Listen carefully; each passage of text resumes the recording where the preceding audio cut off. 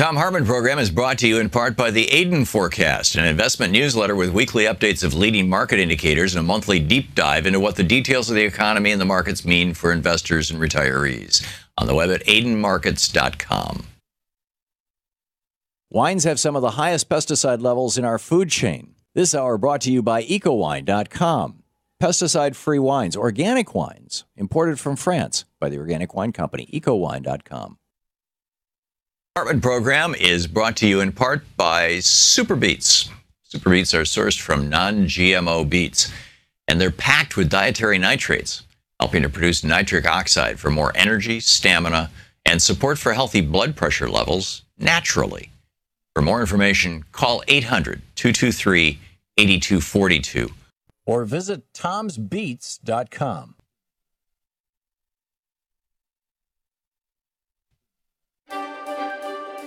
Free Speech TV needs you, to paraphrase the old World War II recruiting poster.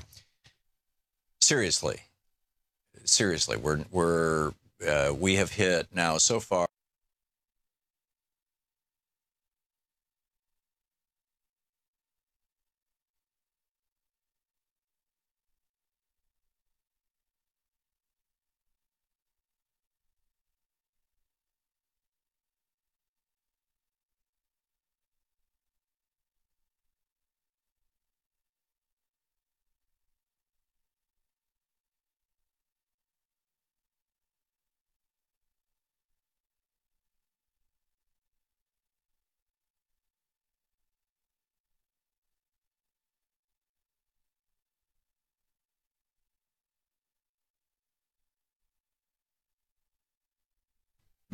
Not only do we need to keep it going, we need to build it from here.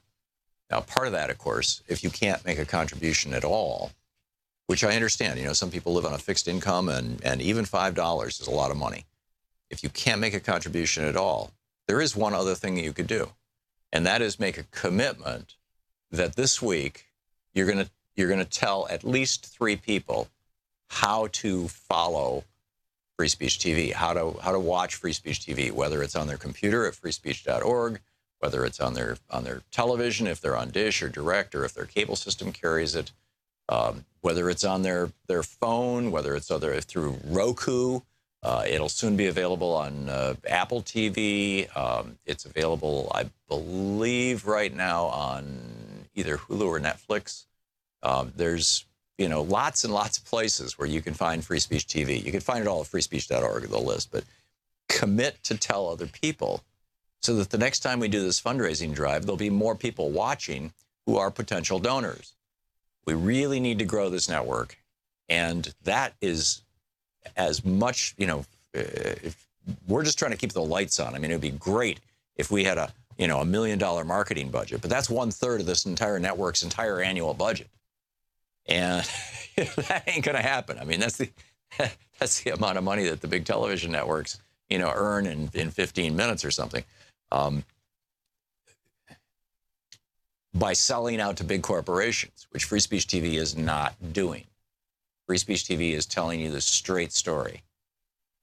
And I would be just, really, really upset and in a way lost without Free Speech TV. I quit going on Fox as a commentator when it became obvious to me that they were editing me, and they were, the arguments weren't even worthwhile. And I pretty much quit going on MSNBC and CNN too. It's like, why bother?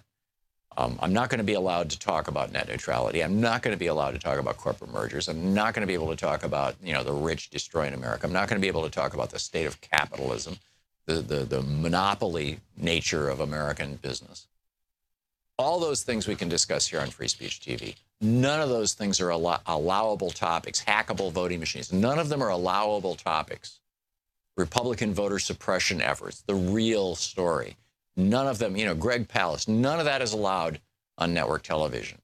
It's all true. None of it's fake news. It's all real. In fact, I'd say net neutrality is probably one of the most important issues of our day. But there's no discussion of it. We need free speech TV. You need free speech TV. Your friends need free speech TV. Your neighbors, your acquaintances, your relatives, let them know. If you give an $80 contribution today, you get the free speech TV water bottle and the anti-Big Pharma money stamp that Ben Cohen was stamping happily on our program 2.5 weeks ago. With a $120 gift, you get Mike Papantonio's brand new book, Law and Vengeance, plus the free speech TV water bottle and anti-pharma stamp. With a $240 gift, you get the water bottle, The Law and Vengeance by Mike Papantonio, and Milton Mayer's absolutely brilliant book. He was just a brilliant journalist, and this is one of those compelling, powerful books. They thought they were free. That's with a $240 gift. With a $360 gift, you get the stamp and water bottle. You get Law and Vengeance by Mike Papantonio. You get They Thought They Were Free by Milton Mayer. And you get autographed by Thom Hartmann, Unequal Protection, my book about how the Supreme Court basically has taken over America. With a $480 gift, you get the water bottle and anti-pharma stamp. You get Law and Vengeance by Mike Papantonio. They Thought They Were Free by Milton Mayer. Unequal Protection by me. And Nancy McLean's new book, Democracy in Chains. So that's with a $480 gift. It is a great selection of stuff to give as gifts, this year. And with a $1,000 gift, come to Portland or D.C., and I'll meet you for lunch, and we'll get together. So please call now, 877-378-8669. Thank you.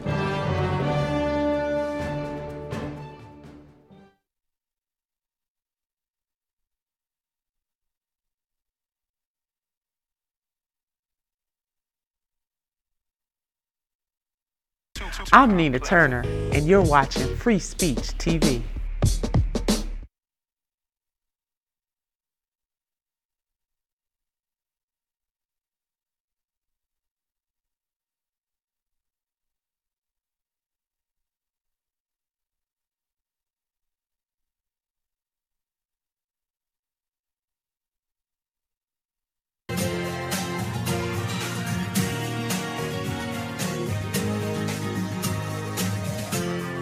This is the Thom Hartmann Program.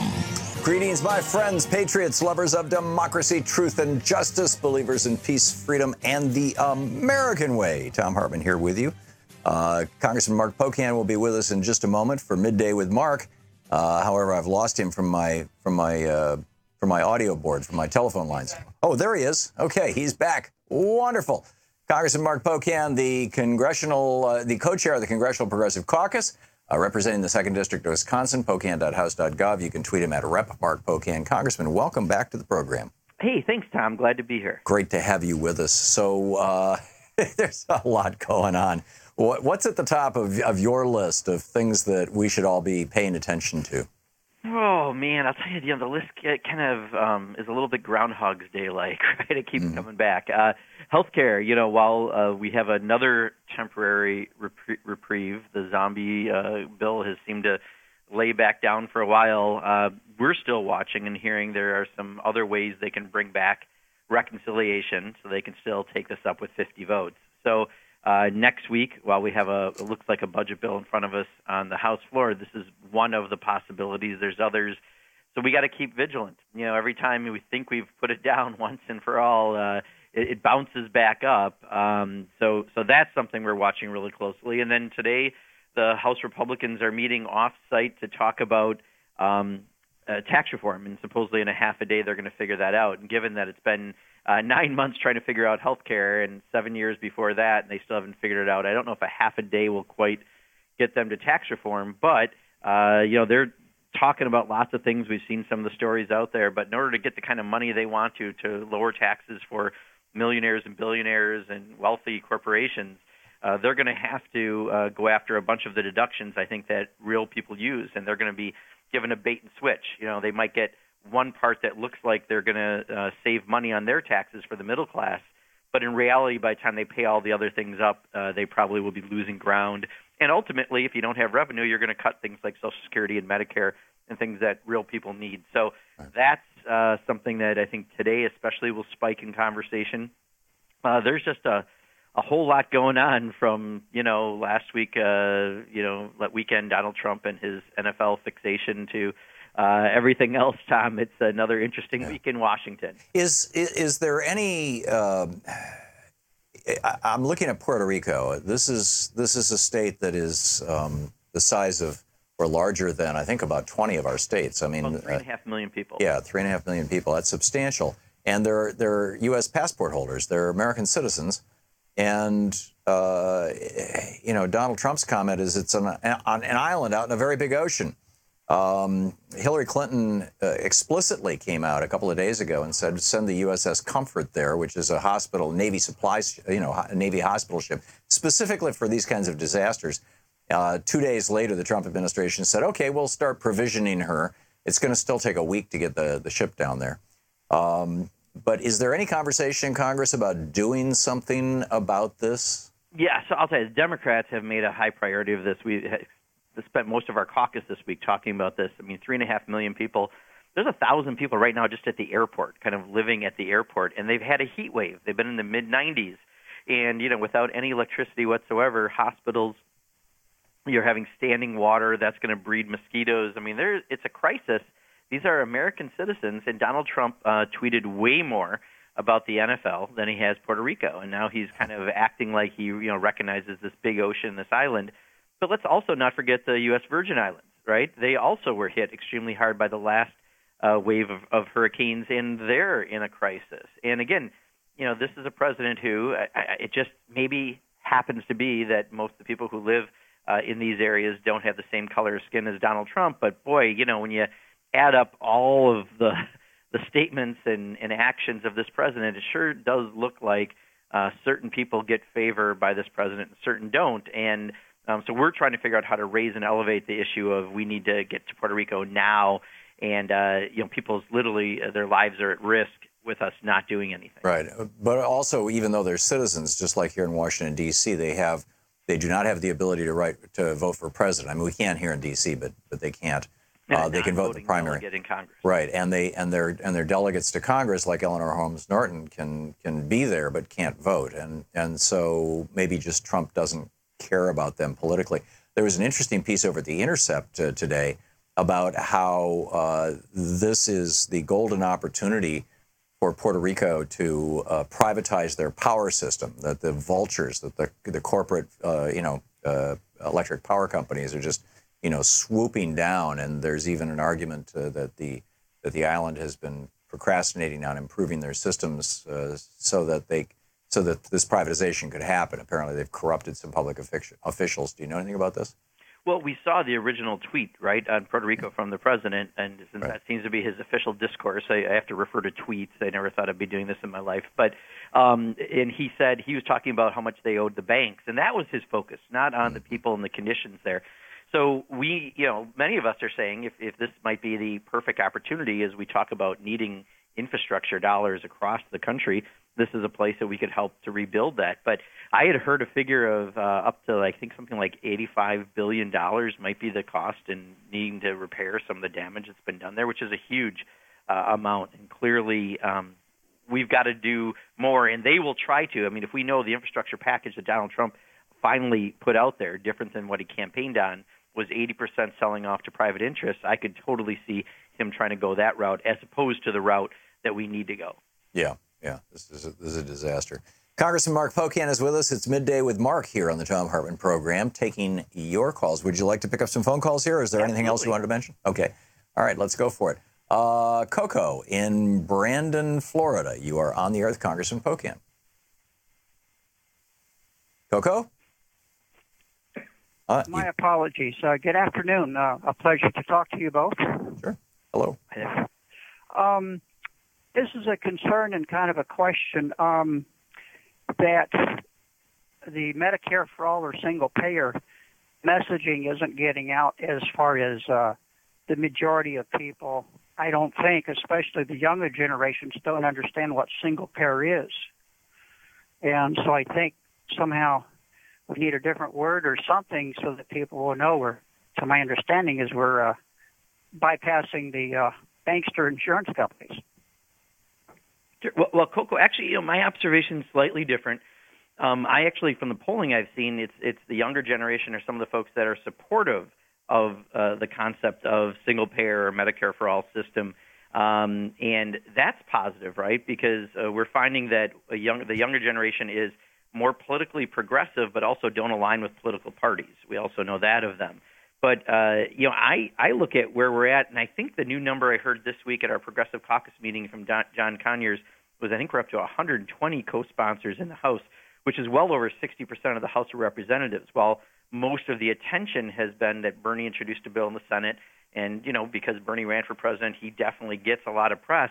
We've had this bill for a long time in the House, and actually getting up to the point of over 60%, that's because people are calling their members. It's not because members are finally coming around to it. It's because people are leading out there. They're seeing this debacle of a debate that the Republicans have had around health care, leading us to why isn't this just a right like so many other countries that look just like us already have. So I actually think we're moving in a pretty good place on this. At some point they will have a severe pushback, but I think this 7 years of putting a bill together, 9 months of not still being able to get it done by the Republicans is showing there's clearly a better path, and I think where I'm finding the public is coming is to the single-payer concept. This is 60% of the Democratic caucus, not 60% of the House of Representatives, right?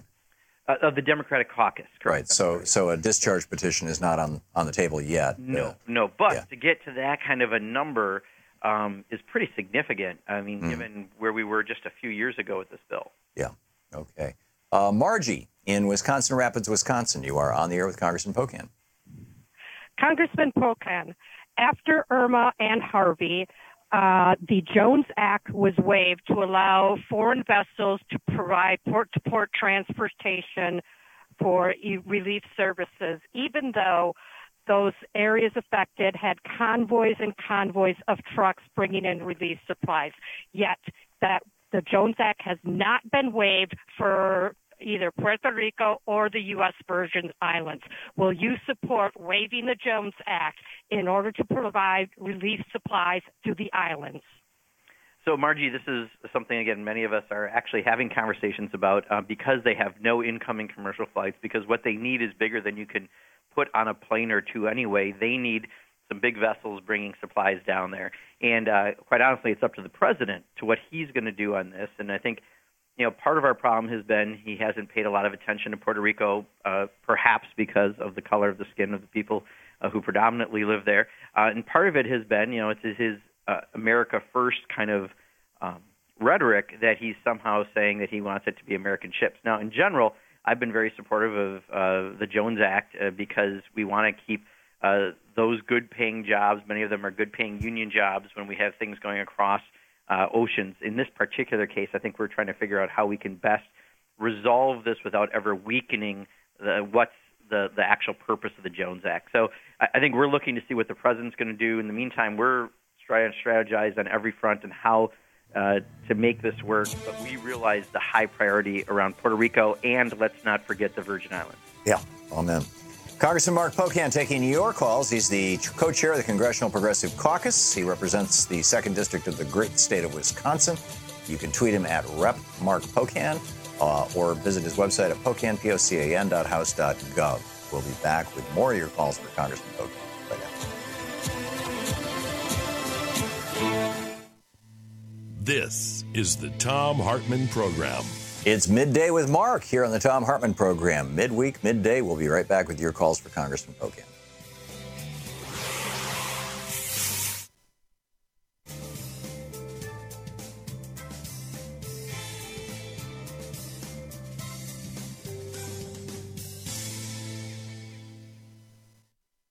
And welcome back. McWayne in Chino Valley, Arizona, watching Free Speech TV. McWayne, you're on the air with Mark Pocan, Congressman Pocan. Yes, Congressman. Just a short framework to build on the question. I understand there's currently legislation being considered in Congress to criminalize the BDS movement, and this seems to be a two-part problem. One, an undermining of the free speech embodied in the Constitution, and second, just another link in our chain of support for an apartheid nation. And as well, they seem to be involved in a form of ethnic cleansing, or what Noam Chomsky calls the mowing of the lawn as regards to Palestinian people. So I'm just wondering, will you and the Progressive Caucus and hopefully the Democratic Congress take a stand against this injustice? Yeah, thanks for your question, McWayne. Excuse me. I mean, there are literally, I think we could be up to 5,000 bills right now this session already introduced, and there is a bill introduced to outlaw the BDS, which I think would be definitely a problem for free speech and other reasons why it's not a good idea to have that in place. I haven't seen movement yet, so that doesn't mean it's not going to happen, but let's face it, a lot of things aren't moving through Congress because they're completely stalled on health care. So, I think it's something that should it come to us, many of us will be vocal about why we don't think it's a good idea. And don't forget, many of us have started to try to raise the profile of the Middle East. And, what we're seeing is a slipping away of I think what many of us have advocated for, which is a two-state solution going back to some borders from a while back. And when you have the issues that are happening right now, the expansion of illegal settlements, some of the conditions that are being there, we've tried to be outspoken on behalf of people in Palestine, in the West Bank, and in the issues that are facing. In fact, this afternoon I'm meeting with Issa, one of the main human rights advocates that's been actually targeted both by the Israeli government and unfortunately by the Palestinian Authority government as well, because he's doing his job well and trying to make sure the situation is brought out to the world. So we're committed, and I just can't say right now, McWayne, that the bill is moving, but there is a bill introduced, but again, there's 5,000 introduced. So if it does start to happen, we'll make sure people are aware of it so they can call their representatives and their senators. Yeah. We just have 40 seconds to the break, Congressman. A quick question. I noticed that there was a movement yesterday. There were a bunch of DACA folks at the Capitol building calling for a discharge petition on the DREAM Act, which is languishing in the House of Representatives. Paul Ryan could call it up for a vote anytime he wants, but he's refusing to. A discharge petition goes around Paul Ryan and basically puts it on the floor for a vote. Do you think that there's any possibility of that happening? Well, so it's a rarely used tool, right? I think it's been done about 5 times or so since the 1930s, if I have my numbers right. But it doesn't happen very often. It happened once last session as John Boehner left for the Export-Import Bank. So we were, last I looked, I was number 164 on the petition. We're going to try that as a vehicle, but there could be a separate bill introduced also to get it done if we can get the Republicans to live up to the president's agreement. Yeah. Well, that's a big if. Yeah. Okay, Congressman Mark Pocan. We'll be right back with more calls for you right after this.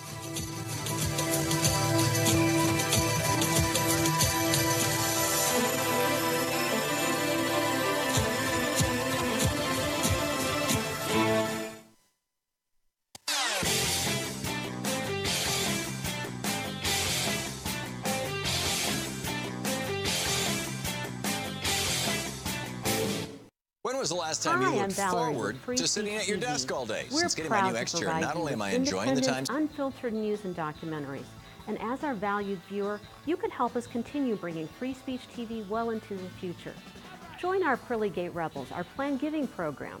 Your gift of any size will help ensure democracy endures through an informed citizenry. You can donate property, money, or assets. It's easy. My spouse and I are proud Pearly Gate Rebels. We're doing our part to ensure that Free Speech TV will be here to deliver thought-provoking news and information well into the future. Join us. Call 877-378-8669 or email me at valerie@freespeech.org. Rebel against media owned by billionaires and become one of our Pearly Gate Rebels today.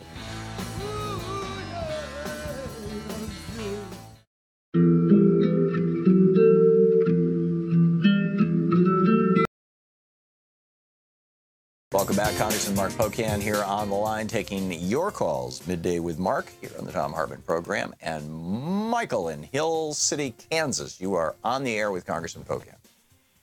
Yes, Congressman. I would just like to mention the fact that when Donald Trump says our America, he means rich, millionaire, billionaire, white America.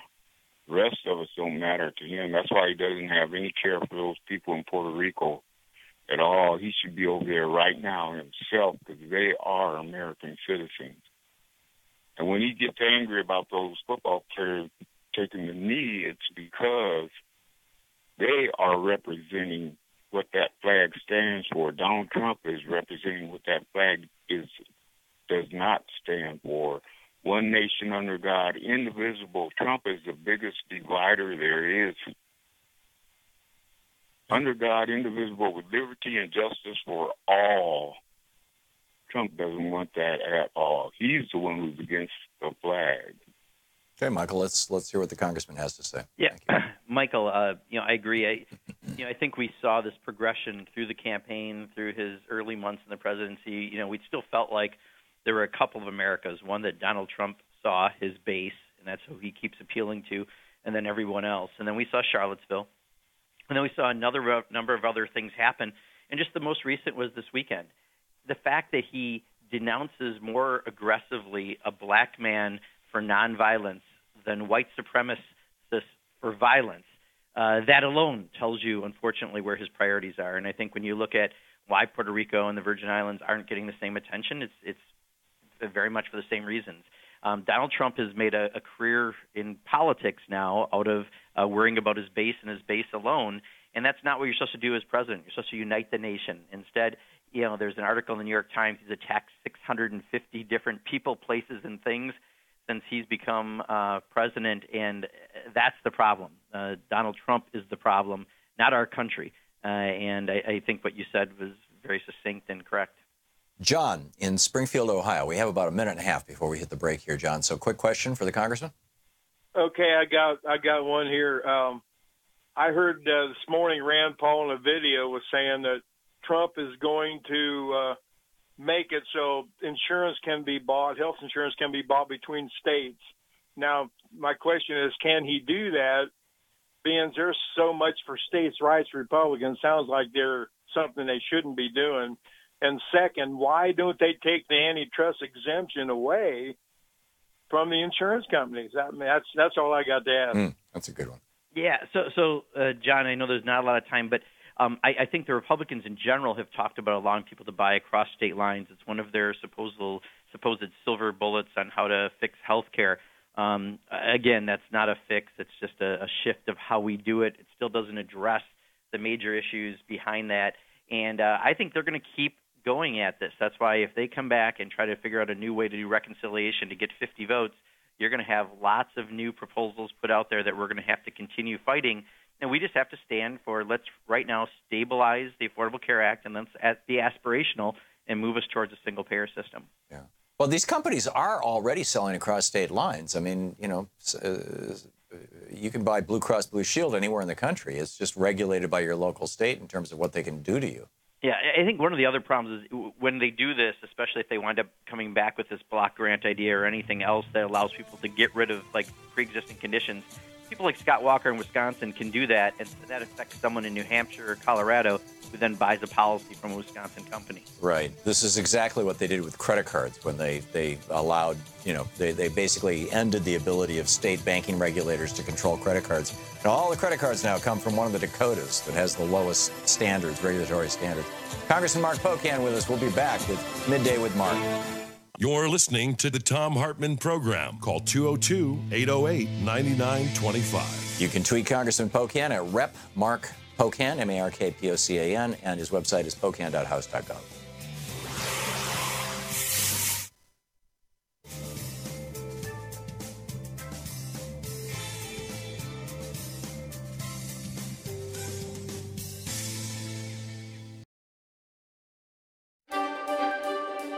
Free Speech TV needs you, to paraphrase the old World War II recruiting poster.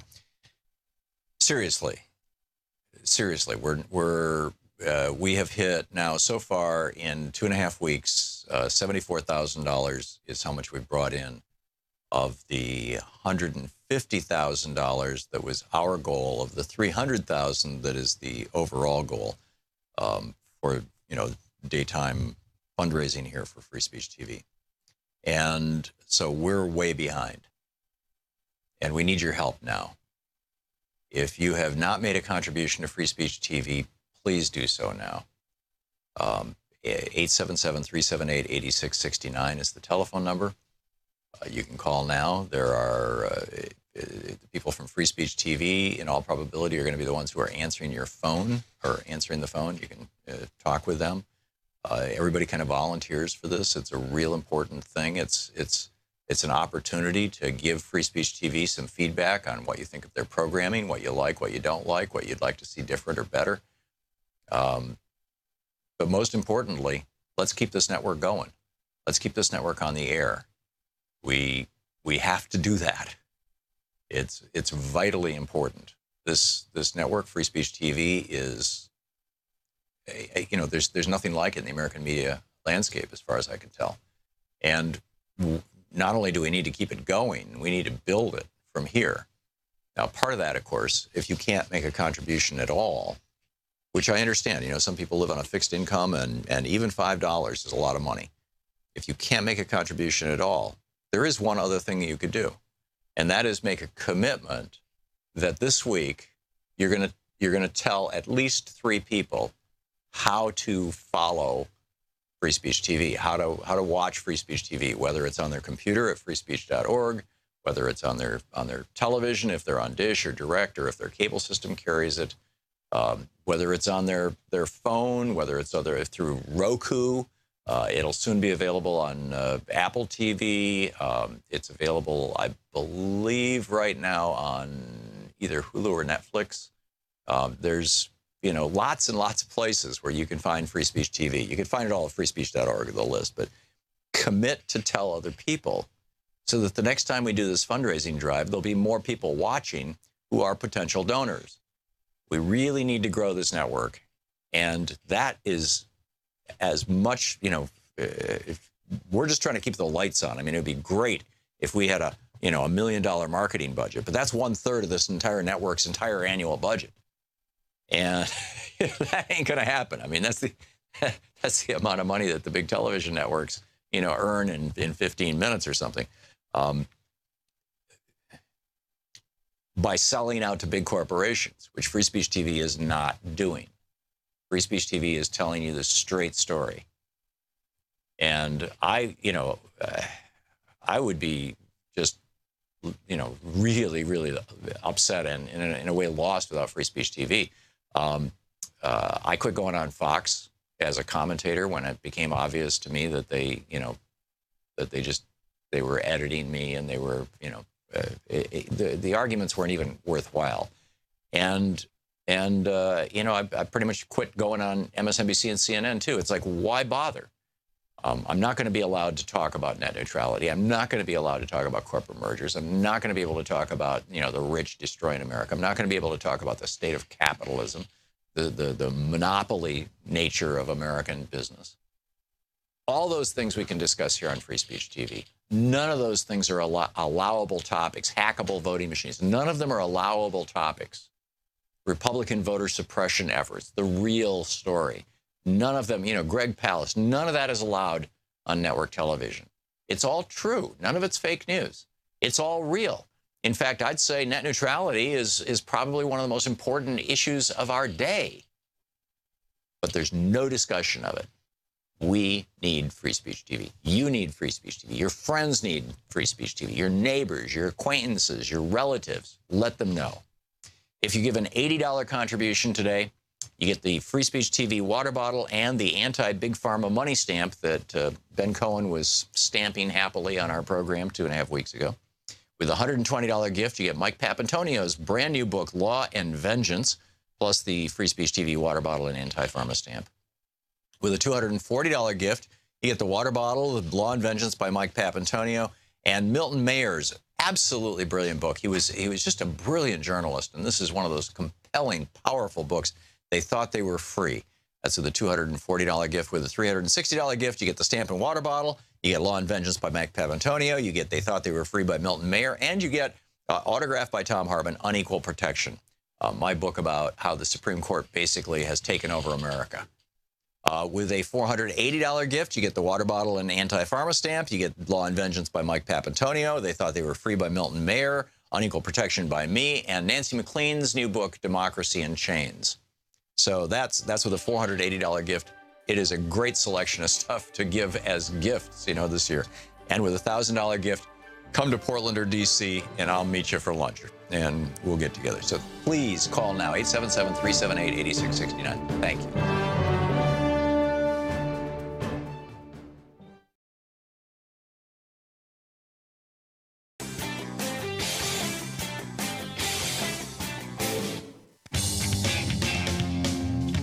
Welcome back. Congressman Mark Pocan with us. It's our Midday with Mark program here on the Thom Hartmann Program, taking your calls. And Congressman Dion in Round Lake, Illinois is on the line. Dion, you're on the air with Congressman Mark Pocan. Yes, we've seen Trump attack black leaders in sports who are leaders in their communities fighting poverty and carrying the dream of Martin Luther King. And there's extreme poverty in Puerto Rico now, to the point where I heard from family members that they're now committing suicide because that's how bad it's gotten. And I was wondering if the Progressive Party and the Democrats can adapt Martin Luther King's Dream to End Poverty in their platform, and has Trump done identify poverty at all, and only to help the corporations. Dion, so it's interesting you said that. Barbara Lee was giving us an update at the Progressive Caucus this week. She heads a task force on poverty for the overall Democratic Caucus, and they are planning on doing some listening sessions around the country. They've been working on this for a while, but we're trying to put poverty back on the agenda, not just because of the hurricanes, but because we've had poverty in this country, and it's not being talked about while people talk about taking away health care and tax breaks for the wealthiest. So we're exactly in that process. Barbara Lee, who I have the utmost confidence in, is leading it for the entire Democratic Caucus, and there'll be some real, I think, movement coming up very soon on that. Connie in Reno, Nevada, you are on the air with Congressman Pocan. Hi, I want to thank both of you for all your hard work and information you give us.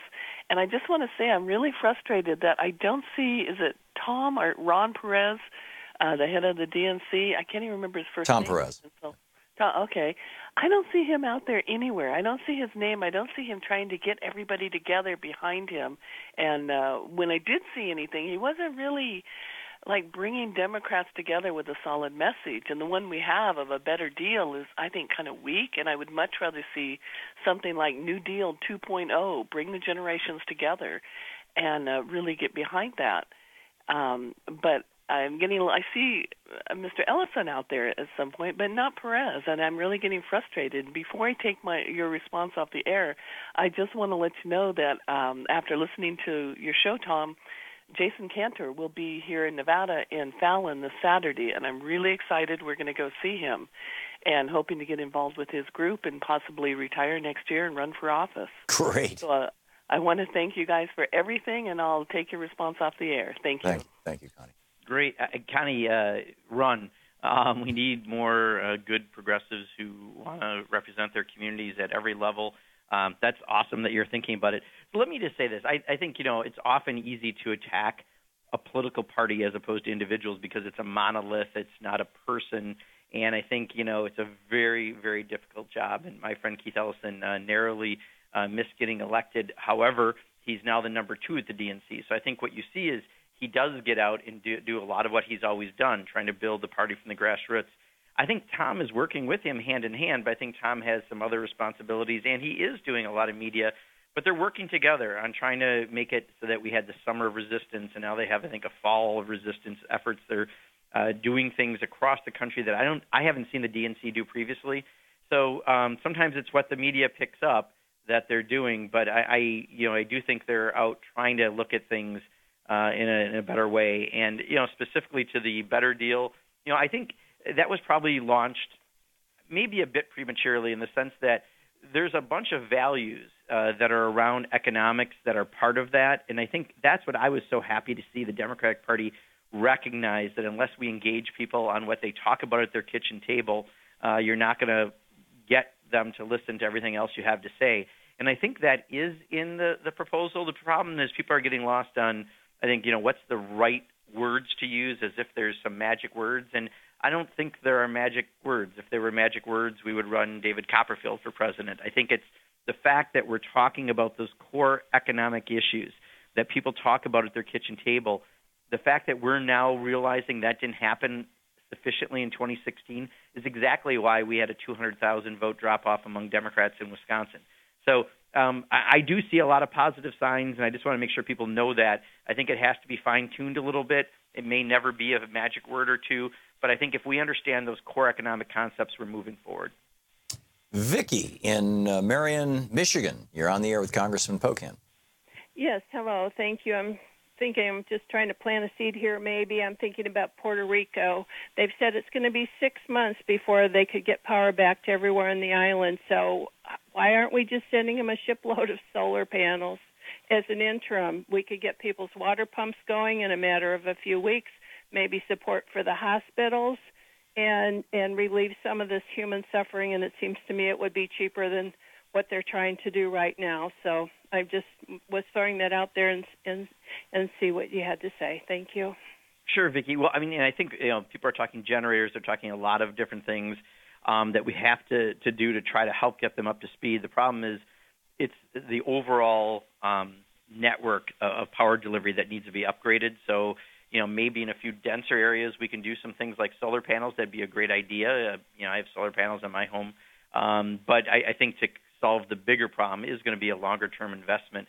One other thing, Tom, if I can just mention that I think we're going to have to also watch for is I think you're going to see a lot of people from Puerto Rico coming to the mainland because of the conditions there. And as refugees, essentially. Yeah, absolutely. And you're going to wind up having, I think, every yahoo in Congress, complaining somehow about that, even though these are American citizens. So be ready for that wave. I think that conversation is going to be happening.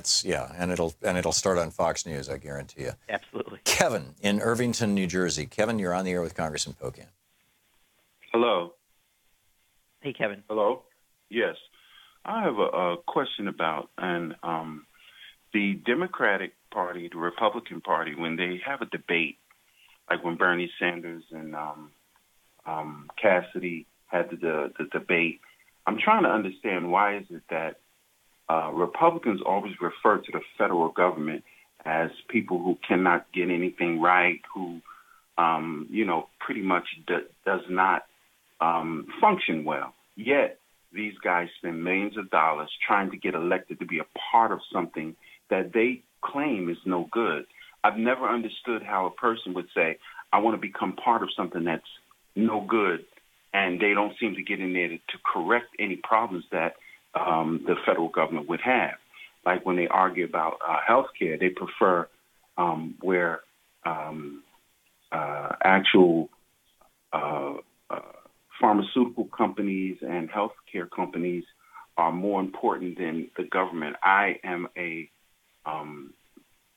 man of color, and I believe that a lot of people feel more confident with even the government, even though we can elect these people, than CEOs of corporations or healthcare companies being in charge of the healthcare system. So I don't understand the argument why Democrats can't say you are a part of what you consider to be a non-functioning entity. I don't understand how you would spend millions of dollars to become part of something that you consider is no good. Can you respond on that for me? Yeah, Kevin, you've hit, I think, the nail on the head on the question of that I ask all the time about the Tea Party. I mean, Tea Party, as we know, was born out of part racism when Barack Obama was elected, part people who don't believe in government. So then they run for office to run government.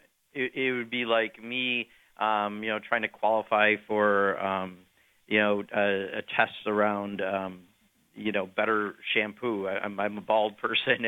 I'm not probably the right person to be doing that job, but you'd think someone who doesn't believe in government may not be the right person to be running it.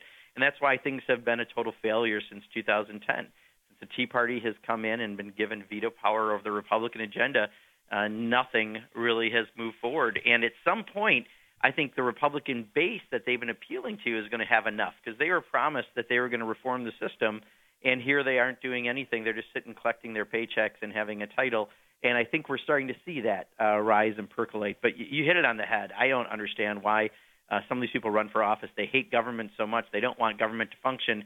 And then they come here and ultimately they make sure government doesn't function. And, maybe that in the end is their goal, and they're not really stating it correctly. But it certainly doesn't make any sense from a common sense perspective. Yeah, I think Henry Wallace said it best in the New York Times in June of 1944 when he said they claim to be super patriots, but in fact they are spokesmen for vested interest and monopoly. Their ultimate goal is the merger of their own economic power with governmental power to keep the common man in eternal subjection. And just for what it's worth, that was our former vice president. Tom in St. Paul, Minnesota, you're on the air with Congressman Pocan. Hey, Congressman Pocan. Love you. I think you're the next Bernie, but I have to disagree with you on this messaging. I'm the third caller today complaining about the Democrats' messaging problem. Bernie tried. Everybody knows Medicare for all. You had a caller that called in and said we cannot keep using the term single payer. Most Americans, because of Fox News and right-wing hate radio, think that term single payer means socialized medicine. They do not know what it means.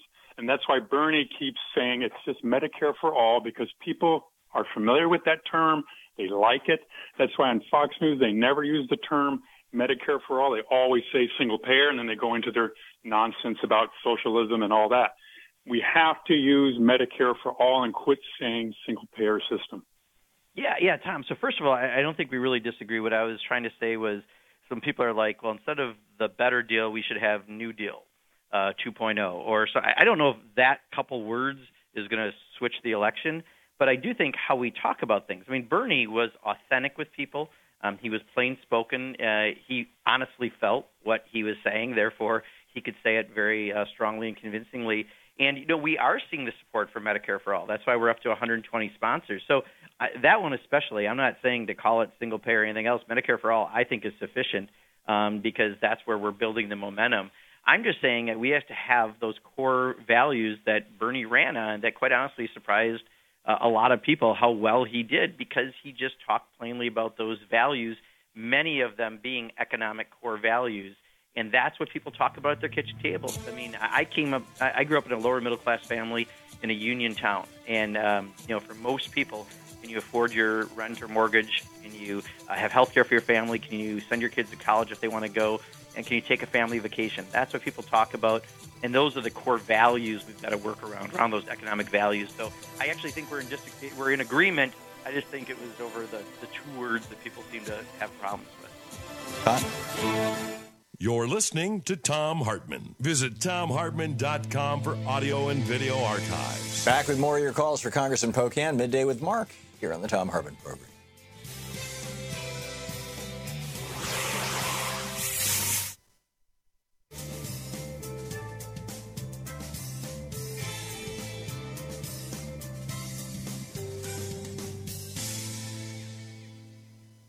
And welcome back. Randall in Oceanside, California, watching on Free Speech TV via the Dish Network. You are on the air with Congressman Pocan. Randall. All right. First off, thank you, Congressman Pocan and Tom, for providing this forum. And I have a couple of things that I saw in the news over the last couple of weeks that I'd like you to respond to. The first is Mitch McConnell saying that the Republican Party is not going to drop the Obamacare repeal because of their donors demanding it. Now, do they work for a few donors or do they work for the people? Secondly is our Treasury Secretary went to Fort Knox to inspect the gold. Well, there's been a lot of talk that the gold doesn't really exist. Can you get any copies of what reports or whatever inspection he did of our gold and verify that it's actually there? Pictures would be nice. I think he wanted to go up on the roof of the building with his wife and watch the eclipse. That was apparently the high point of his trip. But Randall, good questions. Congressman? Yeah, Randall, I don't really have an answer for you on the second one other than I think exactly what Tom said. It just so happened the place he went to go visit was along the totality line for the eclipse, and this is the guy who also wanted to have a federal government plane take him on his honeymoon. This is rich people who aren't satisfied with just being enormously rich. They want handouts, just like Secretary Price and so many others in this administration. On the first one, I think there is a big narrative that a lot of the Republican donors are upset that nothing's happening, which goes back to the other conversation we had. They promise that they're going to do all these things that make the government smaller and all the rest, and they're not able to even get it done because a lot of their stuff is just stupid, terrible ideas that are impractical. And I think the donors are getting a little tired. If they don't get tax reform, if they don't get health care, those are two of the things Republicans have been promising forever, and since 2010 still haven't been able to get it done. So I do think they're feeling that pressure. That's why they're going to keep this up. But quite honestly, taking away health care from tens of millions of people isn't, I think, a winning issue electorally for them in the end. Gary in Arlington Heights, Illinois. You're on the air with Congressman Pocan. Mark, Tom has mentioned many times, but I have my Congresswoman, Jan Schakowsky, and I haven't heard anyone else on the media mention the sabotage of the ACA back in the fall of 2015, just in time for the election, by Mark Rubio in the budget deal, where they eliminated the risk corridors. That's why it's failing, and in places that it's failing. And yet we don't push back on that. We just let the Republicans say, oh, it's failing, it's got to be saved. You're the ones who sabotaged it. Why aren't we saying it?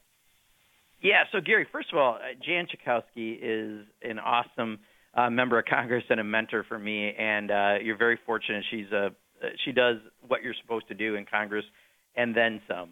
So just want to let you know, thank you for sending her there. So we do talk about it. The thing is, honestly, we can point out why there's some problems within the ACA. The more important thing is we stabilize it and fix it.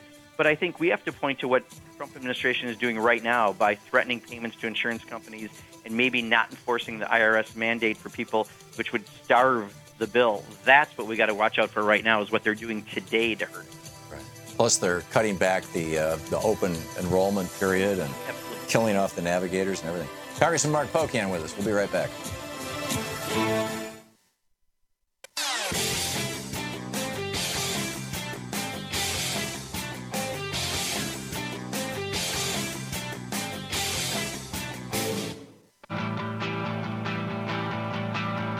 Welcome back.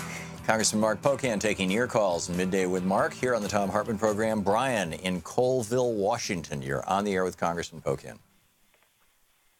Hello, Congressman. I am calling in here. I got several things I'd like to do, but just to make a one easy topic to comment on, the gathering of you Congress members the Sunday night before your first day of the new Congress, was that meeting called into order by Catherine McMorris Rodgers from my 5th Congressional District? And what was her goal to do such a deal to do away with the Ethics Committee when we want young people to go to our nation's capital and do an apprenticeship to be good government leaders? How could you, possibly send a young person when you've had the previous incidents, such as the Foley staffer having the weekend popcorn pajama parties with staffers, and he was a staffer for what congressperson? Do you remember that? I wasn't here then. I can tell you. Yeah. So Brian, thank you, Brian. I don't know what he's talking about with regard to Kathy McMorris Rodgers. Do you? Yeah, I think what he's referring to, I don't know about her specifically, but the Republican conference met the night before we were sworn in Congress, and they had proposed gutting ethics laws for members of Congress, which would be a terrible idea. But here's part of the good news about what's happening with the movement that's out there, Tom, is, people got upset, called their representatives, and forced them to not even put the rule change on the floor. We're having lots of victories. The reason they don't have a health care bill yet is because everyone is calling their members of Congress and working with the groups that are fighting this, and we're winning. And we've beat back bills to sell public lands off. We've beat back the ethics laws changes. We're having a lot of victories. We just need to keep moving forward and move into 2018 where we can have real power victories in the elections. Amen. Dave in Buffalo, New York. You're on the air with Congressman Pocan. Mark, Tom, thank you. There's more. Dave? Hello? Yeah, you just vanished there for a second. You want to try it again? No, Dave, I'm sorry. Your phone is just going into outer space. I'm going to put you on hold. Maybe Chris can help you out. Georgia in Silverdale, Washington. Hey, Georgia, you're on the air with Congressman Pocan. Hi.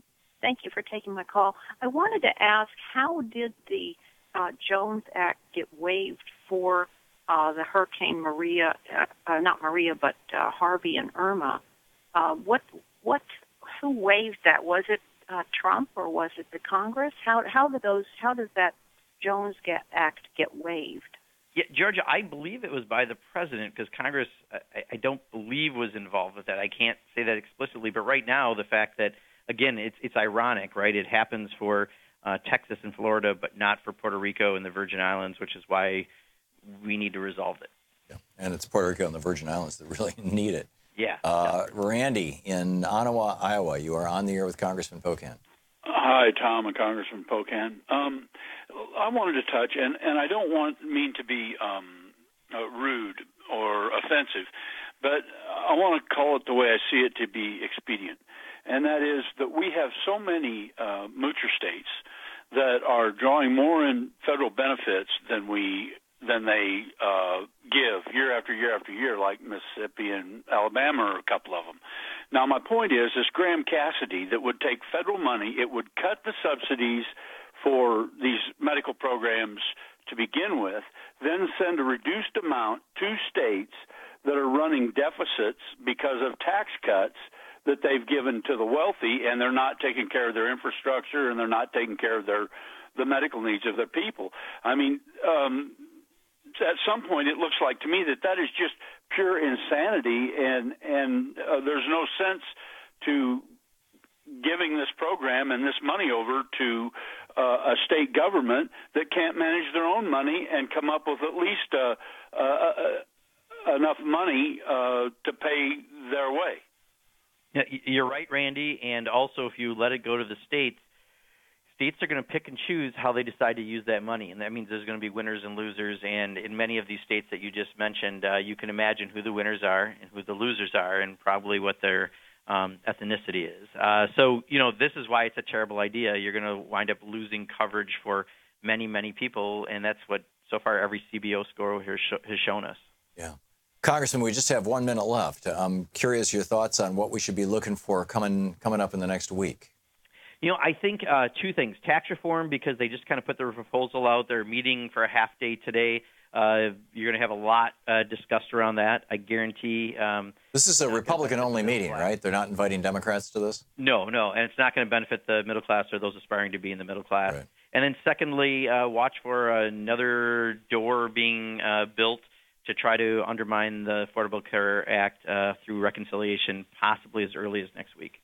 As early as next week? I thought they couldn't do it until after January 1st. They can open a new door and try to make it again, and this is what we're hearing. There may be some ways that they can do that. So by combining it with something else like tax cuts or something? Yes, exactly. That's very interesting. And that's, of course, that's through the Senate process. These things, do you think that they would make it through the House? Who knows? I mean, that's the problem, right? So far, they're having a lot of difficulty, period. I still think tax reform is not something they can do by next week, and even if they meet for a half a day, if it's 7 years and they can't do health care, I don't think tax reform is any easier, but we got to be vigilant and ready for anything. Yeah, amen. Congressman Mark Pocan, thanks so much for being with us this week. Absolutely. Thank you, Tom. Great talking with you. Congressman Mark Pocan, you can tweet him at Rep. Mark Pocan. Send him a hi and a thank you for being on our program. And his website is pocan.house.gov. We'll be right back.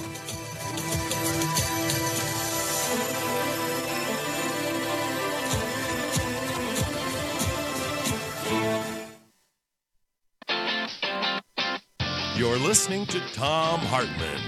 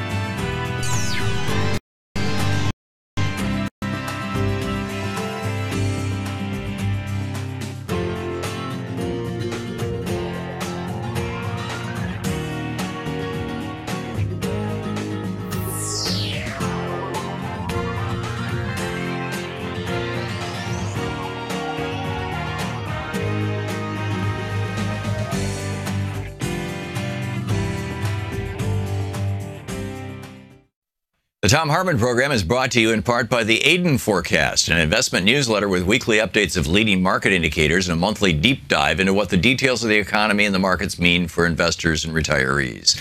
On the web at aidenmarkets.com.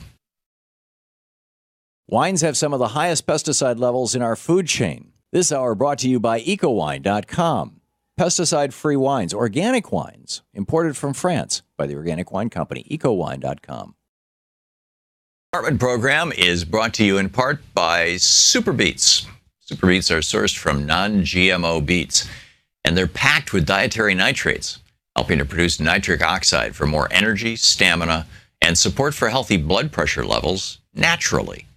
For more information, call 800-223-8242 or visit tomsbeets.com.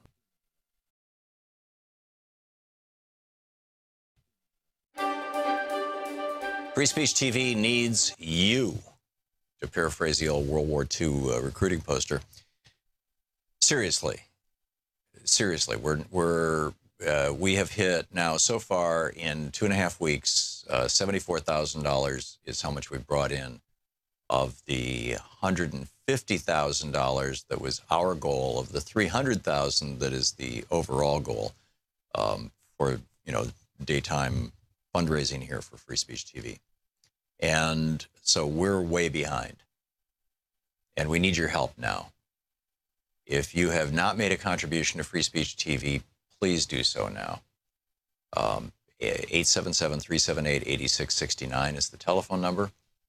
You can call now. There are people from Free Speech TV, in all probability, are going to be the ones who are answering your phone or answering the phone. You can talk with them. Everybody kind of volunteers for this. It's a real important thing. It's an opportunity to give Free Speech TV some feedback on what you think of their programming, what you like, what you don't like, what you'd like to see different or better. But most importantly, let's keep this network going. Let's keep this network on the air. We have to do that. It's vitally important. This network, Free Speech TV, is, there's nothing like it in the American media landscape, as far as I can tell. And not only do we need to keep it going, we need to build it from here.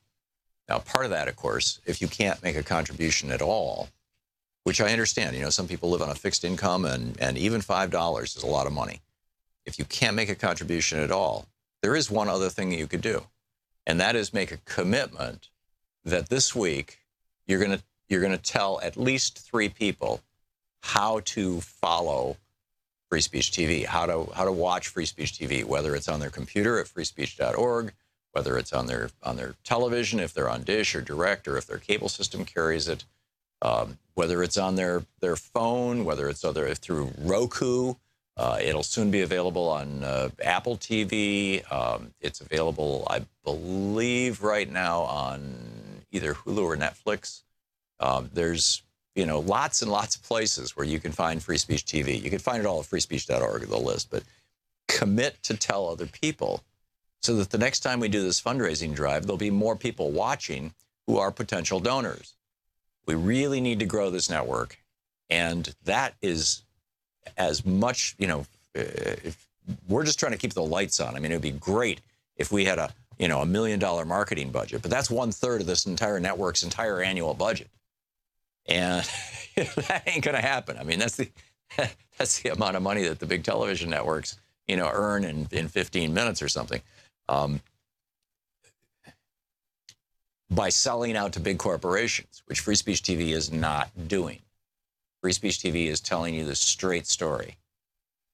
And I would be just, really, really upset and in a way lost without Free Speech TV. I quit going on Fox as a commentator when it became obvious to me that they were editing me, and they were, the arguments weren't even worthwhile. And I pretty much quit going on MSNBC and CNN too. It's like, why bother? I'm not going to be allowed to talk about net neutrality. I'm not going to be allowed to talk about corporate mergers. I'm not going to be able to talk about, the rich destroying America. I'm not going to be able to talk about the state of capitalism, the monopoly nature of American business.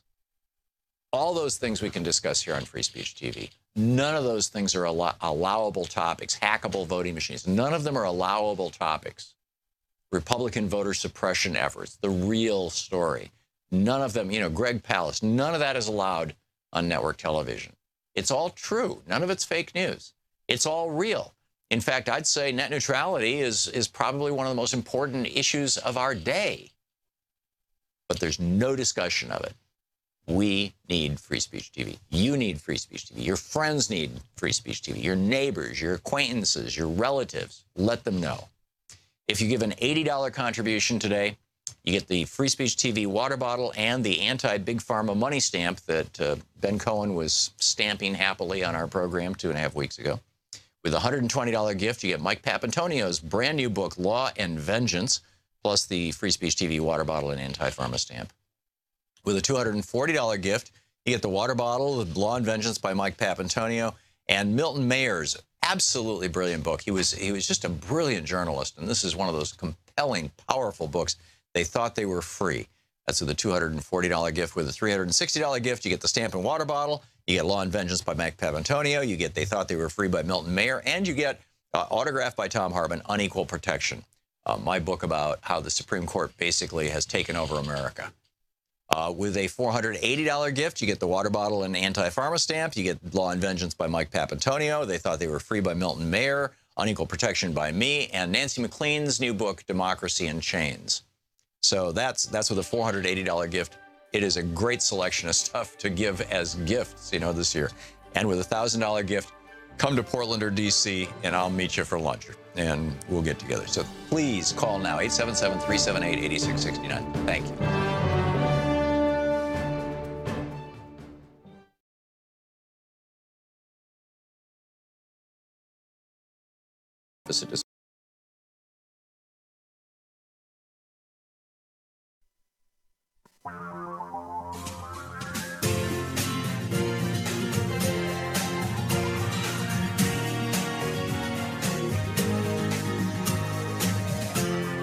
This is the Thom Hartmann Program. Welcome back. Thom Hartmann here with you, and super pleased to have with me in the studio Jamie Harrison. He's the DNC Associate Chair and Senior Counsel. He's the former chair of the South Carolina Democratic Party. Yes. A member of the Democratic Party leadership, and your principal focus is the DNC's Red State Strategy. Democrats.org is the website. People can tweet you at Harrison Jamie, Jaime. Right? Yes, that's it. Okay, great. Jamie, welcome to the program. Thank you so much for having me. I'm really excited to be on. So we've had, just in the last couple of days, we've had a couple of significant Democratic victories, and they add to a whole long string of Democratic victories. This gets very little publicity in the corporate media, it seems. So tell us what's going on. This is like good news stuff. Yes, and this is grassroots stuff. The things that, fundamental politics is on the grassroots level. It's in the parties for these state house races, for state senate races. And if you take a look at some of the last 8 races that have taken place, Democrats have won. And we've won in districts that Donald Trump won during the presidential election. And so we are overjoyed at the success. Just last night in Florida, also a victory in New Hampshire, significant wins in red areas. And we're making a lot of traction. To what do you attribute those victories? Well, one, I think great leadership. I think there's so much activity going on the local level. You're starting to see the Democratic Party and then all of the affiliate groups, progressive groups that are out there, from the indivisible groups to our revolution, all working together in order to change the leadership on the local level. And it's amazing to see that type of coordination. By change leadership, you're talking about leadership of the Democratic Party? From Republicans, changing from Republicans in the legislature to Democratic. Yeah, okay, on a state-by-state basis. On a state-by-state basis. So is that in essence the red state strategy? Just, we're just going to, because you had Howard Dean with his 50-state strategy, and then after Dean left, it became we're going to only throw our money in where we think it's actually going to work, or at least it seemed that way for a while. Is this kind of a return to that? Well, it's a return to a 50-state strategy, but I like to say it's 50 states plus the territories, all on steroids. In essence, we are increasing the amount of money that the DNC sends to state parties starting in October. That is going up to $10,000 a month to every state in the country. which is unprecedented. And it will be for a state like Alabama that has a Senate race that is coming up, a special election in December. It is going to be godsend. They have $10,000 that they can use to hire staff to put boots on the ground to reach out to the community. In addition to that, and this is the steroids part of it, in addition to that, we have created a special fund that we are calling a SPIF fund, innovation, so that it's going to have $10 million in it. And every state in the country will get an opportunity to apply for a grant through that fund in order to do something special that they're thinking about that helps them win elections. And so, again, unprecedented amount of investment in state parties. We're really excited about it. I'm going across the country, particularly to a lot of red states, doing assessments, helping those state parties, SWOT assessments, identify what their strengths, their weaknesses, opportunities, and the challenges that they have going forward. And so we're really excited about it. We're excited about all of the energy that's happening on the local level because we know that the potential is there. We just need to make sure that all of the X's and O's are there for state parties in 2018 to really demonstrate that this is a new Democratic Party, that we're back on the right track, and we're ready to change the leadership. It seems to me that $10 million in your fund, $10,000 per state. This is what the Koch network would spend for lunch. In a fancy resort. I'm not even joking. Actually, if they pull together 300 billionaires for a fancy resort, it could easily cost that. And yet, Democrats have been winning against Koch candidates for some time. Now, even when we're massively outspent, not always. And, the John Ossoff case, was a challenge. Of course, there's other things there. Karen Handel had been purging the voter rolls in that county for quite years. Some time. Yeah. So that's, in fact, that's worthy of a conversation, too. But it seems that the historic focus of the DNC, or at least during the Clinton years, the historic focus of the DNC was, we are a money machine. We're about raising money and distributing it to the local candidates. What we're learning is, at least from where I'm sitting, how it looks, is that, money's a useful thing. And, of course, you want to run ads and you have to pay for your infrastructure and stuff like that, which you're talking about doing, getting people on the ground. But really what we need is people. We need people woke. We need people active. We need people out there on the streets. We need people going door to door. We need people talking to their friends on Facebook and Twitter. We need people, et cetera, et cetera, et cetera. Is that the new, essentially, focus of the DNC? The focus, first and foremost, has to be on infrastructure.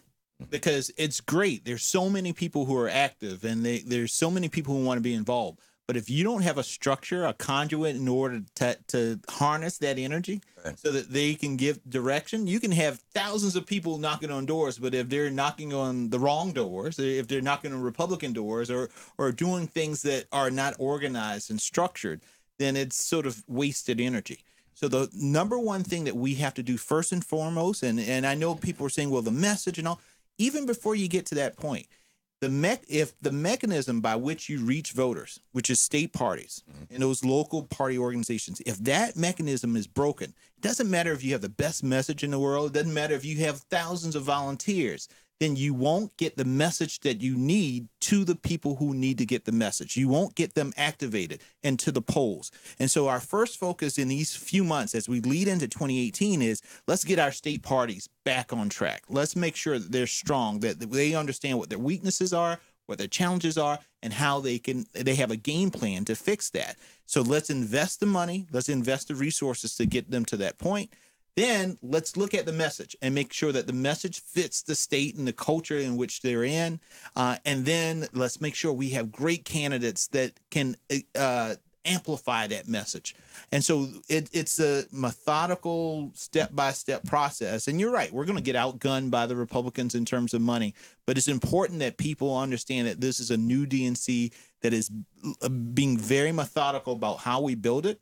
And so that in the end of the day, we can replicate what Howard Dean did so successfully in 2006 and what Howard Dean and Barack Obama did in 2008, which is win Congress, win governorships, then take back the White House. There you go.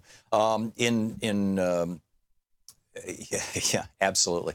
Back in 2000, I think it was around 2008, when the Republicans decided that they were going to do this massive redistricting thing all across the country, ultimately leading even to possibly a constitutional convention to rewrite the Constitution, maybe just for rich people or something. And I say that not facetiously, actually. There was an organization, and I want to say it was the Concord Coalition, but it was Concord something. I don't think it was Coalition, but it was this group that put together a bunch of Concord Project. Thank you, Troy. You can see their video. You can watch their videos on YouTube. I played a bunch of them on this program. And basically this guy, these little 3-4 minute videos that were delivered to hundreds of thousands of Tea Partiers, right? And this was all under the radar. And I never, ever saw a conversation about this on TV. And the guy's looking right into the camera and he says, you know what the most powerful political office in the United States is? It's not the president. It's not the Senate. It's not even the head of the Supreme Court. It's precinct committee person, precinct committee chair. Because if you're a member of the precinct committee, if you're one of the leaders of your local Democratic Party, A, you get to write the platform, and B, you get to help pick out who's going to be the primary candidates. And so if we can have, say we're going to have 5 primary candidates in this particular area, and we want all of them to be Tea Partiers, so it doesn't matter which one everybody votes for, it's going to be a Tea Party. It's going to be a Tea Party. So, you know, this was a very, very successful campaign that they did, and those videos were very, very effective. And I've been trying to replicate that, or just, you know, I can't tell you how many people have called this program over the. I mean, I've been ranting about this since 2008. Have called this program and said, I have become a precinct committee person as a result of your suggestion. Any suggestions for people who want to show up at their local Democratic Party and get involved? Sometimes, you know, people call in and say, I was welcomed with open arms. Other times they say, you know, it's a bunch of crotchety old guys who thought that, you know, that I was, you know, just a young whippersnapper and a pain in the butt. Yeah. Well, listen, there are so many opportunities on a state level and precinct level to get involved in your Democratic Party, and it's important that you do so.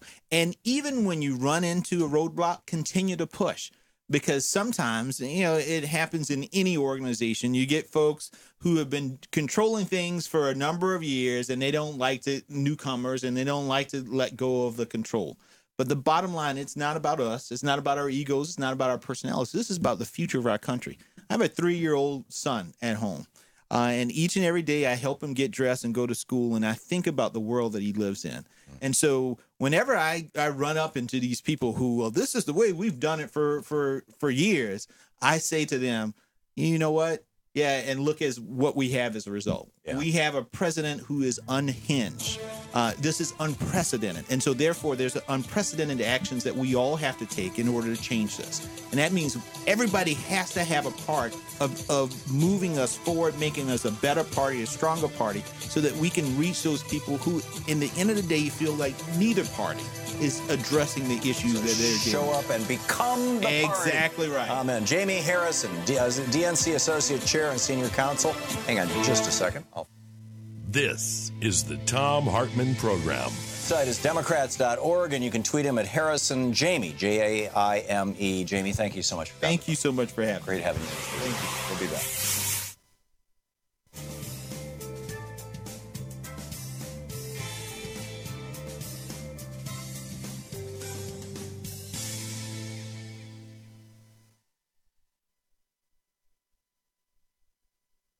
Okay, and welcome back.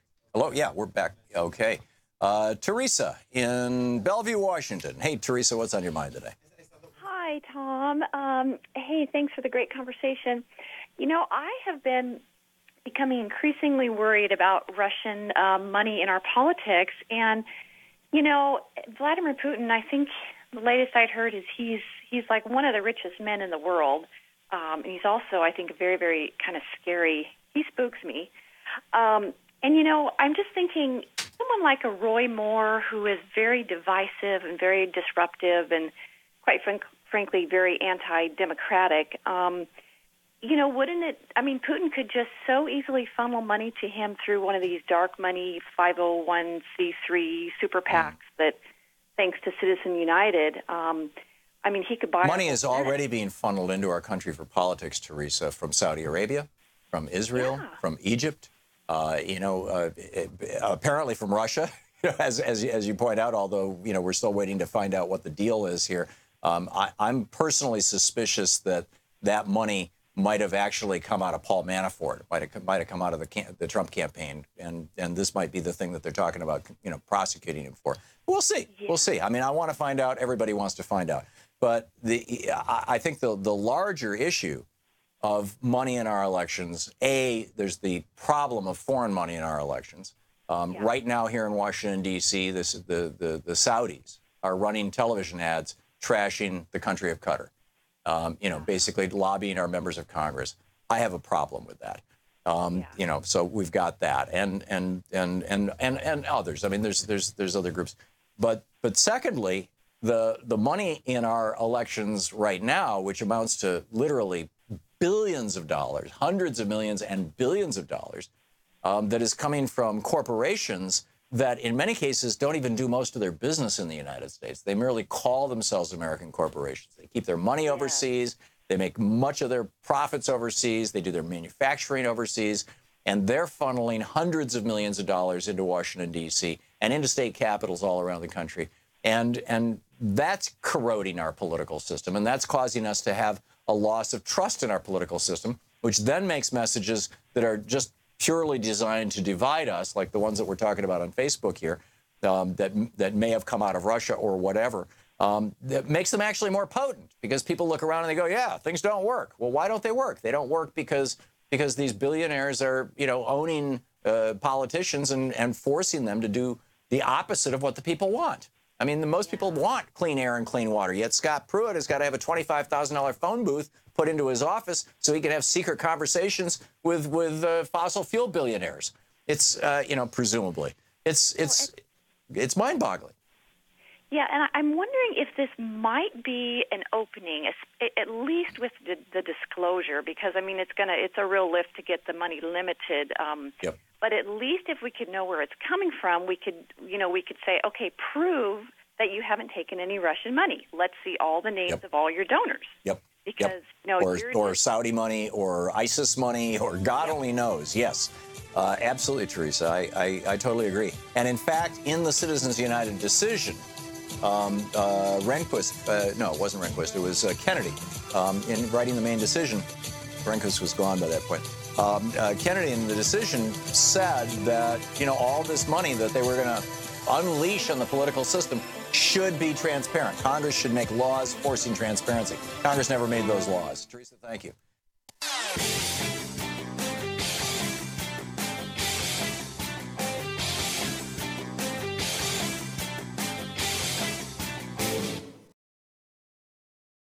Hi, I'm Heather with Free Speech TV.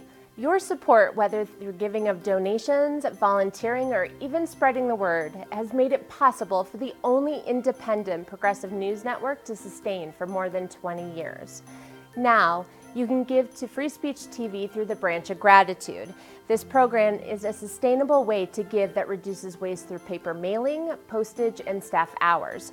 By choosing to participate in the Branch of Gratitude, you are joining hands with the socially conscious community and sending a message to the world that Free Speech TV is not only here to stay, it is here to thrive. Please call 877-378-8669 or go online to freespeech.org. Make a difference and join the Branch of Gratitude today.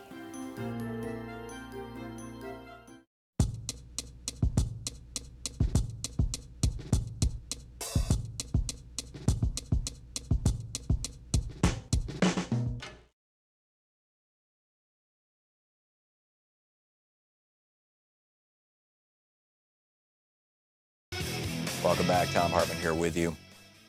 And there is a fair amount of news going on today, a large number of things happening that I just wanted to share a few of them with you quickly, and then we'll pick up your phone calls after the bottom of the hour. First of all, last night in Florida, Democrat Annette Taddeo picked up a historically Republican seat. Now, this was a state legislative seat. In New Hampshire, Democrat Carrie Lerner flipped a dark red GOP district in the State House. This from an article by Carolyn Fiddler titled 8 is Great. Democrats flipped second Republican seat in one night for 8th pickup of cycle. And, this is a trend. Good stuff going on. Rockingham County District, this is a whole selection of the New Hampshire, Rockingham County. Democrat won, even though Trump took 50%. 59% in 2016. The Democrat won the special election, 50-48. In Florida, where Trump in 2016, the Republican beat the Democrat by 10 points in the Florida Senate District 40. In the special election, the Democrat 51, Republican 47.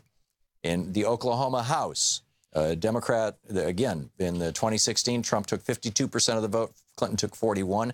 This Democrat won with 60% of the vote in Oklahoma.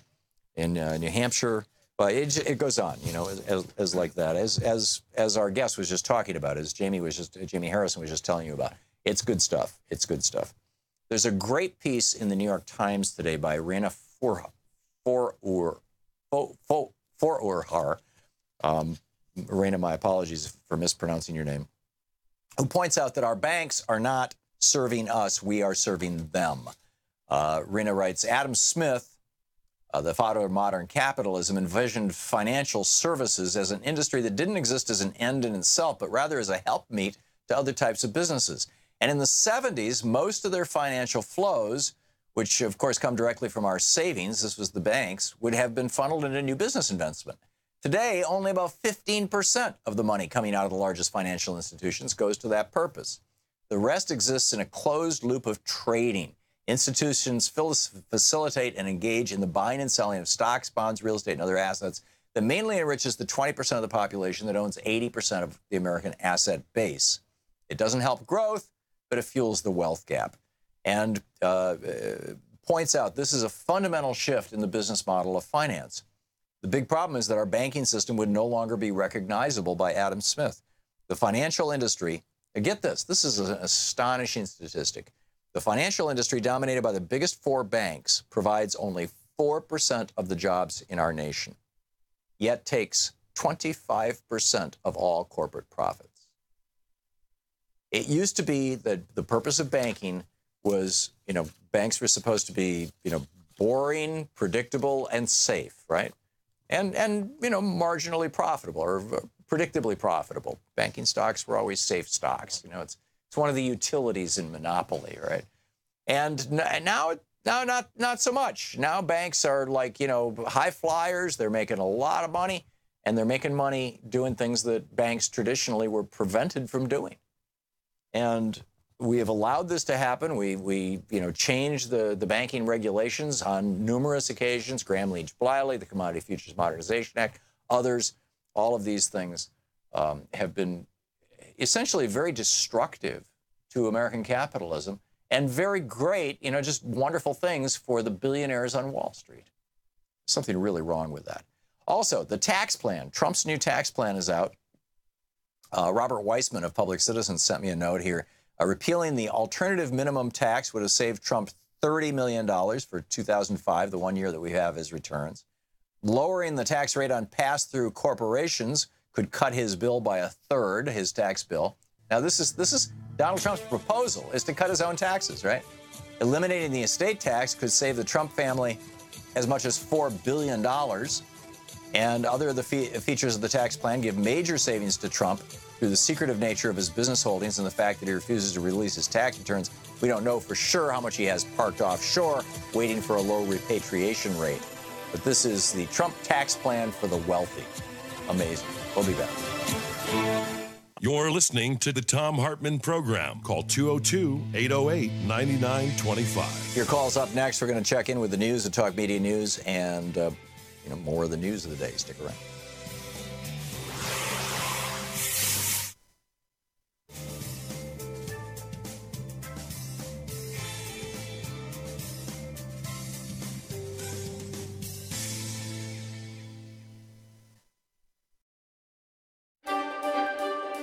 Free Speech TV needs you, to paraphrase the old World War II recruiting poster.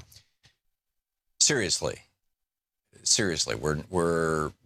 we have hit now so far in 2.5 weeks, $74,000 is how much we brought in of the $150,000 that was our goal, of the $300,000 that is the overall goal for, you know, daytime fundraising here for Free Speech TV. And so we're way behind. And we need your help now. If you have not made a contribution to Free Speech TV, please do so now. 877-378-8669 is the telephone number. You can call now. There are the people from Free Speech TV, in all probability, are going to be the ones who are answering your phone or answering the phone. You can talk with them. Everybody kind of volunteers for this. It's a real important thing. It's an opportunity to give Free Speech TV some feedback on what you think of their programming, what you like, what you don't like, what you'd like to see different or better. But most importantly, let's keep this network going. Let's keep this network on the air. We have to do that. It's vitally important. This network, Free Speech TV, is, you know, there's nothing like it in the American media landscape, as far as I can tell. And not only do we need to keep it going, we need to build it from here. Now, part of that, of course, if you can't make a contribution at all, which I understand, you know, some people live on a fixed income, and even $5 is a lot of money. If you can't make a contribution at all, there is one other thing that you could do, and that is make a commitment that this week you're going to tell at least 3 people how to follow Free Speech TV, how to watch Free Speech TV, whether it's on their computer at freespeech.org, whether it's on their television if they're on Dish or Direct, or if their cable system carries it, whether it's on their phone, whether it's through Roku. It'll soon be available on Apple TV. It's available, I believe, right now on either Hulu or Netflix. There's, you know, lots and lots of places where you can find Free Speech TV. You can find it all at freespeech.org, the list. But commit to tell other people so that the next time we do this fundraising drive, there'll be more people watching who are potential donors. We really need to grow this network. And that is as much, you know, if we're just trying to keep the lights on. I mean, it would be great if we had a $1 million marketing budget, but that's 1/3 of this entire network's entire annual budget. And that ain't going to happen. I mean, that's the amount of money that the big television networks, you know, earn in 15 minutes or something. By selling out to big corporations, which Free Speech TV is not doing. Free Speech TV is telling you the straight story. And I would be just, you know, really, really upset and in a way lost without Free Speech TV. I quit going on Fox as a commentator when it became obvious to me that they, you know, that they were editing me, and they were, you know, the arguments weren't even worthwhile. And you know, I pretty much quit going on MSNBC and CNN too. It's like, why bother? I'm not going to be allowed to talk about net neutrality. I'm not going to be allowed to talk about corporate mergers. I'm not going to be able to talk about, you know, the rich destroying America. I'm not going to be able to talk about the state of capitalism, the monopoly nature of American business. All those things we can discuss here on Free Speech TV. None of those things are allowable topics. Hackable voting machines. None of them are allowable topics. Republican voter suppression efforts, the real story. None of them, you know, Greg Palast, none of that is allowed on network television. It's all true. None of it's fake news. It's all real. In fact, I'd say net neutrality is probably one of the most important issues of our day. But there's no discussion of it. We need Free Speech TV. You need Free Speech TV. Your friends need Free Speech TV. Your neighbors, your acquaintances, your relatives, let them know. If you give an $80 contribution today, you get the Free Speech TV water bottle and the anti-Big Pharma money stamp that Ben Cohen was stamping happily on our program 2.5 weeks ago. With a $120 gift, you get Mike Papantonio's brand new book, Law and Vengeance, plus the Free Speech TV water bottle and anti-pharma stamp. With a $240 gift, you get the water bottle, The Law and Vengeance by Mike Papantonio, and Milton Mayer's absolutely brilliant book. He was just a brilliant journalist, and this is one of those compelling, powerful books. They thought they were free. That's with a $240 gift. With a $360 gift, you get the stamp and water bottle. You get Law and Vengeance by Mike Papantonio. You get They Thought They Were Free by Milton Mayer. And you get autographed by Thom Hartmann, Unequal Protection, my book about how the Supreme Court basically has taken over America. With a $480 gift, you get the water bottle and anti-pharma stamp. You get Law and Vengeance by Mike Papantonio. They Thought They Were Free by Milton Mayer. Unequal Protection by me, and Nancy McLean's new book, Democracy in Chains. So that's with a $480 gift. It is a great selection of stuff to give as gifts, this year. And with a $1,000 gift, come to Portland or D.C., and I'll meet you for lunch, and we'll get together. So please call now, 877-378-8669. Thank you.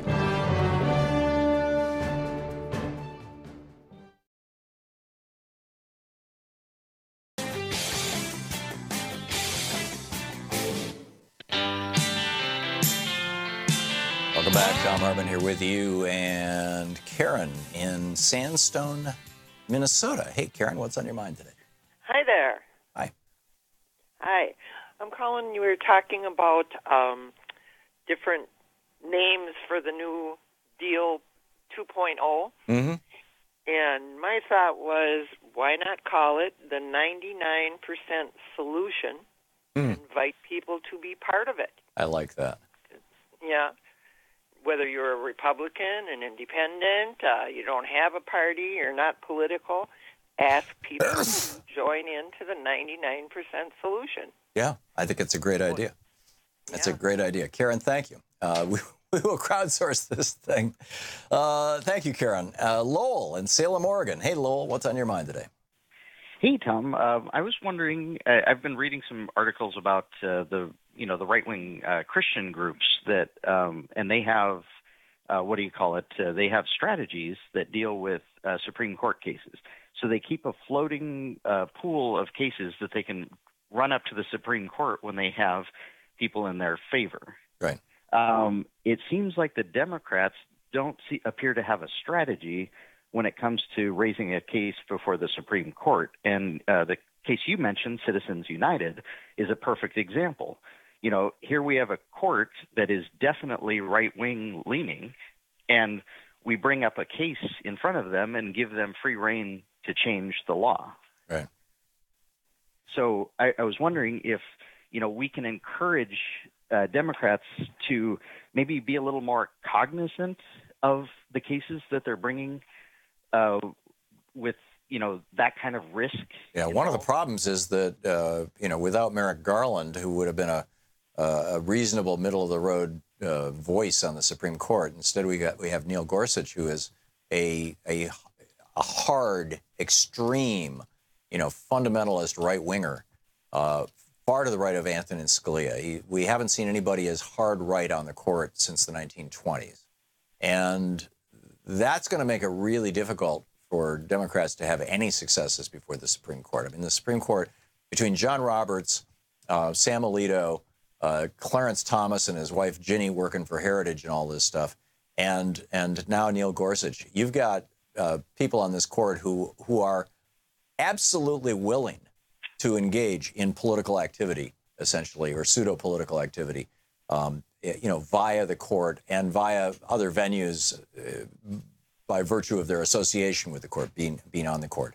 But I understand what you're saying, Lowell, and yes, they for example, they'll come up with an argument about, how do we blow up gay marriage or something, or how do we, go after whatever, and then they'll just wait for something to come along, the perfect case that they can take to the Supreme Court. That's generally the exception that proves the rule, not the rule, And I wish that there were Democratic interest groups, and because it's not the Republican Party that's doing this. It's, as you point out, there are evangelical groups that are doing this that are very well funded. They get a lot of money from their donors, and I would hope that more Democrats would do that, and we'll have to see.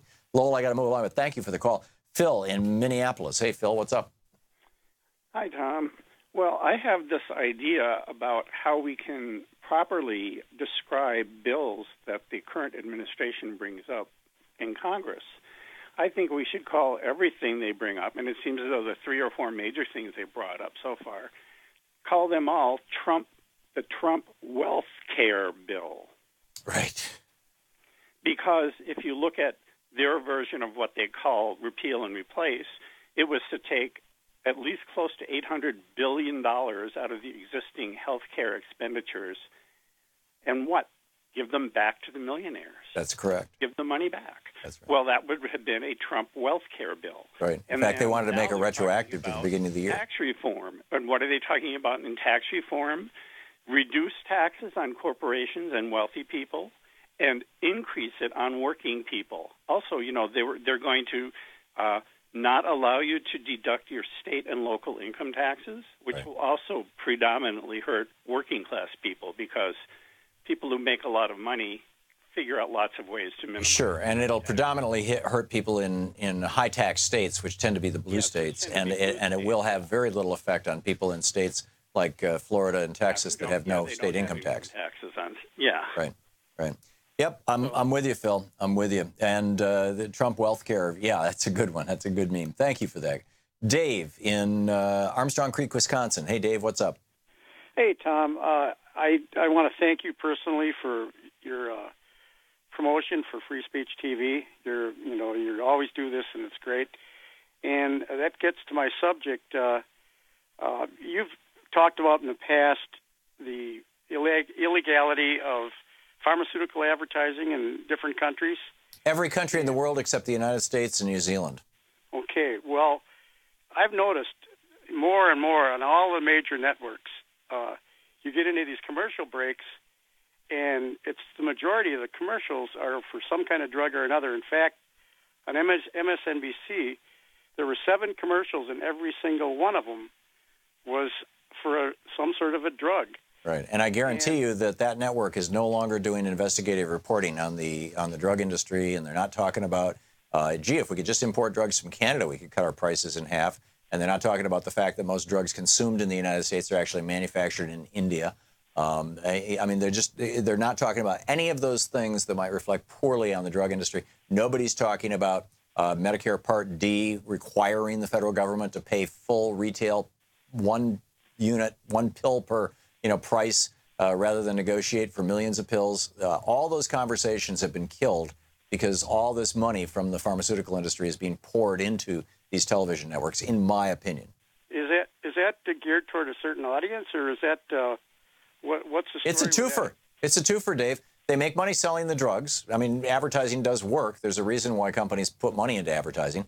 There are some companies that advertise purely for policy purposes. I mean, if you see an ad for a company that manufactures jet fighter aircraft, or a giant international oil company, odds are they're not trying to sell you an F-35, and they're not trying to get you to go to your local, BP station.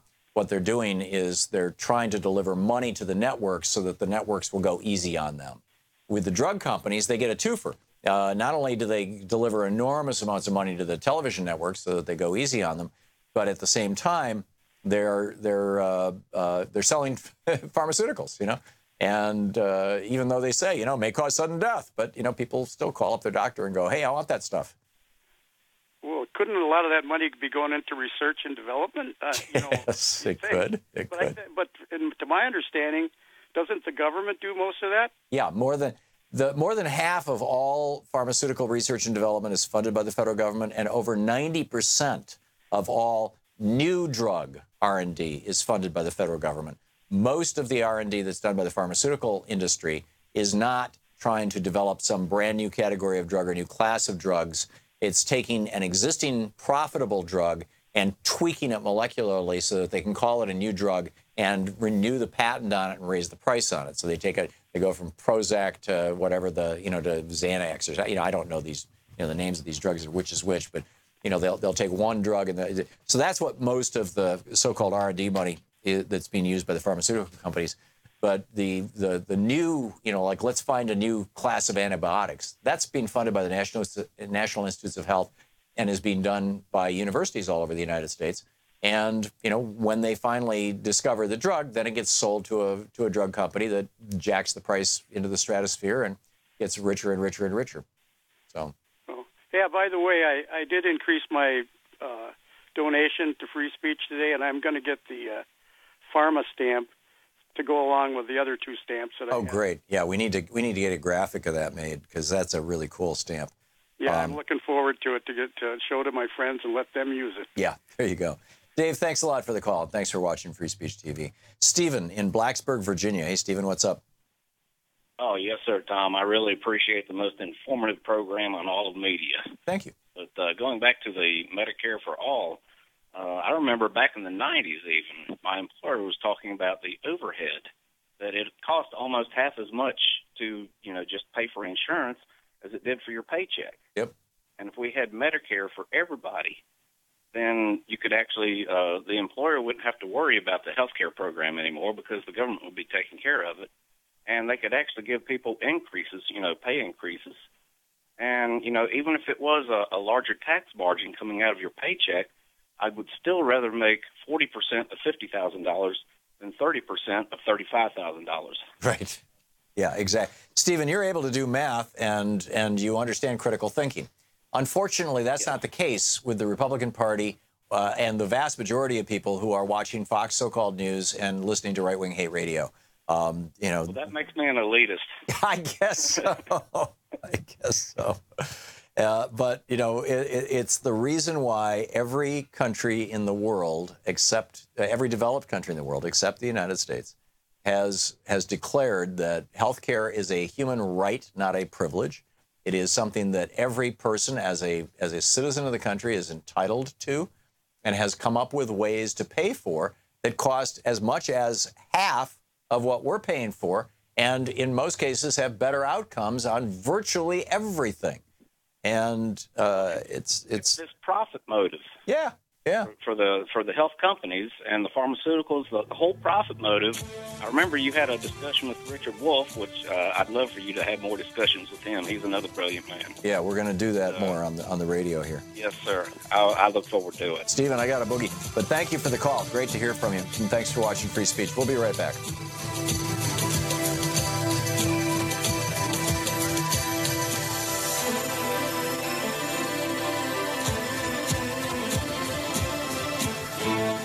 You're listening to Thom Hartmann. Visit ThomHartmann.com for audio and video archives. We'll be right back with more of your calls after this.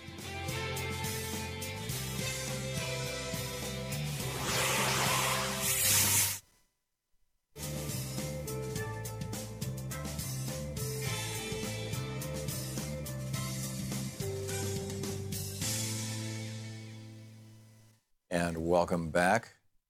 Mark in Las Vegas, Nevada. Hey, Mark, thanks for watching Free Speech on the Dish Network. What's on your mind? Hi, yes. Hold on one second there. I apologize. I'm just taking off these. There we go. That should be better. Thank you. Yeah. Oh, absolutely. Yes, I just want to point out with this tax malfeasance that they're engaging in, that the Republicans are showing just how corrupt they are. And, there's a basic idea here that people need to understand, and that is if you shove more money into the hands of the wealthy, that will not create millions of jobs. There's no correlation between the two. There has to be demand in the economy, and that only occurs when average people have money to spend. Right. It's very simple. The rest of this is just window dressing and stupidity on the part of the Republicans. Yeah, I completely agree. And although I'd say it's not stupidity, it's fealty. It is loyalty to their donor base. It's loyalty to the 30 or 40,000 multimillionaires and billionaires who essentially run all of American business, who are on the boards of directors of all the major corporations, or like the Walton family, heirs of same. Although I believe some of their family members are still on the board of Walmart. But, there's a small handful of very, very wealthy individuals in the United States that have been defining basically all of our legislation since the 1980s. It's been a long time since we've had any really serious, positive, progressive reform type of legislation under Democrats or Republicans, frankly. Yeah, I do agree with all of that, Tom. But I don't exclude stupidity because as has been shown throughout history, when these sorts of things happen, the society in which they happen is harmed, and you get instability, and you can get all sorts of tragic consequences. The wealthy cannot build gates high enough nor hire enough armed guards for the kind of society that they don't realize they're creating. Well, and even beyond that whole, kind of Blade Runner dystopian scenario that you're describing, Mark, the work that Richard Wilkerson and Kate Pickett did in their books, Why Inequality Matters and The Spirit Level, and there's a whole website around this stuff that you can easily find with a search engine. They've spent a decade researching inequality in nations around the world, and then they also focused on the 50 states in the United States. And what they found was that as inequality increases, just simple inequality, the spread between the wealth at the top and the wealth at the bottom, as inequality increases, so does mental illness, drug addiction, teenage pregnancies, sexually transmitted diseases, crime, suicide, homicide, divorce, child abuse. There was about 25 metrics. I'm not remembering the whole list, but basically every social, lack of trust in others in society, all of these things become worse purely as a result of inequality. We are wired for egalitarianism. We are wired as social animals. We are wired to be communal, to be community, to be family. And when billionaires come along and disrupt that and change laws in ways that produce massive amounts of inequality, the predictable outcome in country after country and literally in state after state in the United States is disaster. Mark, thank you for the call.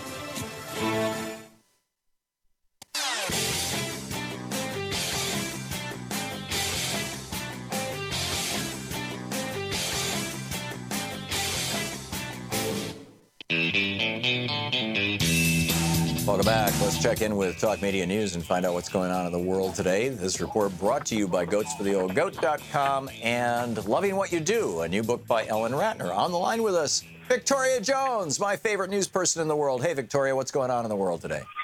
Well, hey, Tom, that's quite an introduction. I'm wowed. Wow. I thought you already knew that. I'm so impressed by you. I get your newsletter every morning, which people can find over at talkmedianews.com, and you inform me, and I'm pleased to have you on the program. So anyhow, what's going on, Victoria? Thank you very much. Well, Senator Bernie Sanders, independent of Vermont, ripped President Trump's proposed tax framework today, saying that at a time of massive wealth and income inequality, President Trump's tax plan is morally repugnant and bad economic policy. He said the last thing we should be doing right now is providing hundreds of billions in tax breaks to the wealthiest people and most profitable corporations in the country, and he also said it's particularly obscene to repeal the estate tax. And he said instead of giving more tax breaks to billionaires, we should be doing everything we can to rebuild the disappearing middle class. And Senator Chuck Schumer piled on, saying that it seems that President Trump and Republicans have designed their plan to be cheered in the country clubs and the corporate boardrooms, and said the GOP tax plan should be called welfare. And Schumer and Senator Ron Wyden will be holding a press conference later today to knock the plan, and Wyden is going to be live tweeting and fact-checking President Trump's tax reform speech in Indianapolis this afternoon, and said, and I don't need 280 characters to do it. That's good. Ron Wyden's a good guy. That is great, and I totally agree with everything Bernie said. I mean, Trump wants to do away with the alternative minimum tax. That was the only tax he paid in 2005. It would have saved him $30 million. He wants to do away with the estate tax. That'll save his family $4 billion, should he pass away. If he's actually worth the $10 billion that he says he is, which, nobody believes, but who knows.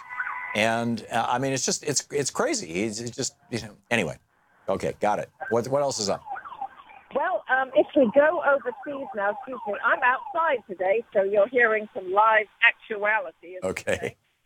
Jeremy Corbyn, the head of the Labour Party in Great Britain, they're holding their conference, as you know, in Great Britain. Oh, it's one of those wonderful convoys that you get in Washington, D.C., where they transport dignitaries. Oh, yeah. Going past me. That's okay. We can still hear you just fine, Victoria. So. Oh, good. So the Labour Party is having its annual conference this week, and Jeremy Corbyn, the head of the Labour Party, has just had his speech last night, and he said Labour now stands on the threshold of power. that his policies are what most people in our country actually want, saying we're the political mainstream. He said the capitalist system still faces a crisis of legitimacy after the 2008 financial crash. He said the time has come for a new economic model with a bigger role for the public sector, renationalized utilities, and more investment in infrastructure and skills. He said Labour would push for unimpeded access to the single market after Brexit and fight to protect jobs and wages. He also said that a Labour government would require any redevelopment of a housing estate, in other words, public housing, to be backed by a ballot of residents, and anyone living there would be able to get a home on the same site, on the same terms. And he basically ripped into the Conservatives. Which So it sounds like basically what he's saying, I mean, to the extent that what Bernie was saying was roll back the Reagan Revolution, what Jeremy Corbyn is saying is roll back the Thatcher Revolution. Yes, he promised rent controls. He attacked forced gentrification, and he said only Labour could unite the UK after Brexit. Now, he did acknowledge that there was still broader consensus was needed for the party to win power, but he said that his party now stood for the things that most people actually want. He's right, in my opinion. So what else is going on in the world? Other things going on today, well, very interesting development. President Trump refused to rule out the possibility of firing Health and Human Services Secretary Tom Price, saying before he boarded Marine One that he's not happy with Price's use of a private plane. I'm looking into it, he told reporters at the White House. I'm not happy about it. We'll see. This is because Health and Human Services Secretary Tom Price has been reported, largely as a result of Politico reporting, to have on about 30 times, 24 times since taking office, to have flown on private charter jets, including $300,000 worth of flights since early May. Now, these are government-owned or charter jets at taxpayers' expense when there were commercial flight options that were much cheaper, including for things like flying to visit his property on St. Simon's Island, Georgia, while traveling to a medical conference, having lunch with his son in Tennessee during a trip to tour a medicine dispensary. So I think Price is in a little bit of trouble. That's interesting. That's very interesting. I mean, Price, in my mind, is nowhere near as toxic as Ryan Zinke or Scott Pruitt. Because he hasn't, I don't think he has the power to do that much damage at HHS. But who might Trump replace him with? I don't know. I really don't know. Scott Pruitt, by the way, at the EPA, is reported to be building a soundproof booth for himself at the EPA that hackers could not get at. Right, and I understand there's a separate dedicated line that goes right to the fossil fuel industry lobbying headquarters. I don't know about that, but I do know that he is building one apparently because there's been a contract put out, and yet strangely there already is a soundproof booth at the EPA. Yeah, it's just one floor different. Another one. It's one floor. He's got to get in an elevator and go one floor. I mean, that's just a little too much for Scott Pruitt, you know. Yeah. So, Victoria, these guys are so weird. Victoria Jones with Talk Media News. Thank you, Victoria. Thank you very much. Great talking with you today, as always. Brought to you by goatsfortheoldgoat.com and Loving What You Do, Ellen Ratner's new book. We will be back. Charles Sauer is going to drop by. Stick around.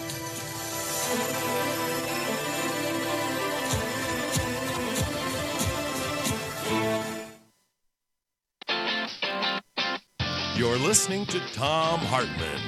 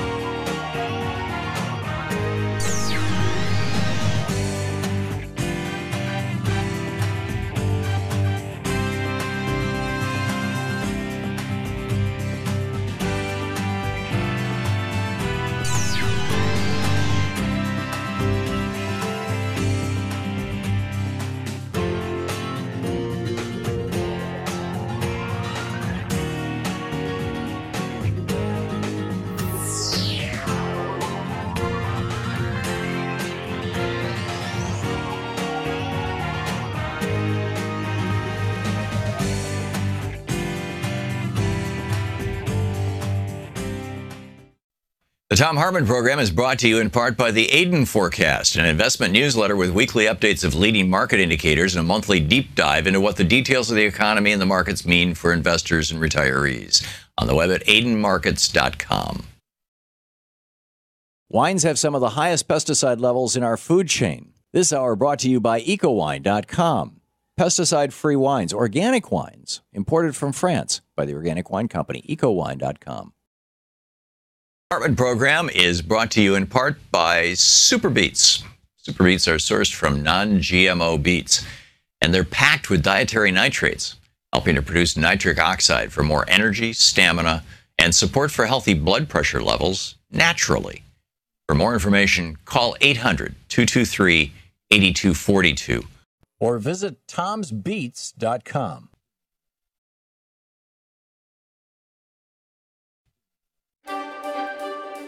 Free Speech TV needs you, to paraphrase the old World War II recruiting poster. Seriously, we have hit now so far in 2.5 weeks, $74,000 is how much we've brought in of the $150,000 that was our goal, of the $300,000 that is the overall goal for daytime fundraising here for Free Speech TV. And so we're way behind, and we need your help now. If you have not made a contribution to Free Speech TV, please do so now. 877-378-8669 is the telephone number. You can call now. There are people from Free Speech TV, in all probability, are going to be the ones who are answering your phone or answering the phone. You can talk with them. Everybody kind of volunteers for this. It's a real important thing. It's an opportunity to give Free Speech TV some feedback on what you think of their programming, what you like, what you don't like, what you'd like to see different or better. But most importantly, let's keep this network going. Let's keep this network on the air. We have to do that. It's vitally important. This network, Free Speech TV, is there's nothing like it in the American media landscape, as far as I can tell. And not only do we need to keep it going, we need to build it from here. Now, part of that, of course, if you can't make a contribution at all, which I understand, some people live on a fixed income, and even $5 is a lot of money. If you can't make a contribution at all, there is one other thing that you could do, and that is make a commitment that this week you're going to tell at least 3 people how to follow Free Speech TV, how to watch Free Speech TV, whether it's on their computer at freespeech.org, whether it's on their television, if they're on Dish or Direct, or if their cable system carries it, whether it's on their phone, whether it's through Roku. It'll soon be available on Apple TV. It's available, I believe, right now on either Hulu or Netflix. There's lots and lots of places where you can find Free Speech TV. You can find it all at freespeech.org, the list, but commit to tell other people so that the next time we do this fundraising drive, there'll be more people watching who are potential donors. We really need to grow this network, and that is as much, if we're just trying to keep the lights on. I mean, it would be great if we had a $1 million marketing budget, but that's 1/3 of this entire network's entire annual budget. And that ain't going to happen. I mean, that's the amount of money that the big television networks, earn in 15 minutes or something. By selling out to big corporations, which Free Speech TV is not doing. Free Speech TV is telling you the straight story. And I would be just, really, really upset and in a way lost without Free Speech TV. I quit going on Fox as a commentator when it became obvious to me that they were editing me, and they were, the arguments weren't even worthwhile. And I pretty much quit going on MSNBC and CNN too. It's like, why bother? I'm not going to be allowed to talk about net neutrality. I'm not going to be allowed to talk about corporate mergers. I'm not going to be able to talk about, the rich destroying America. I'm not going to be able to talk about the state of capitalism, the monopoly nature of American business.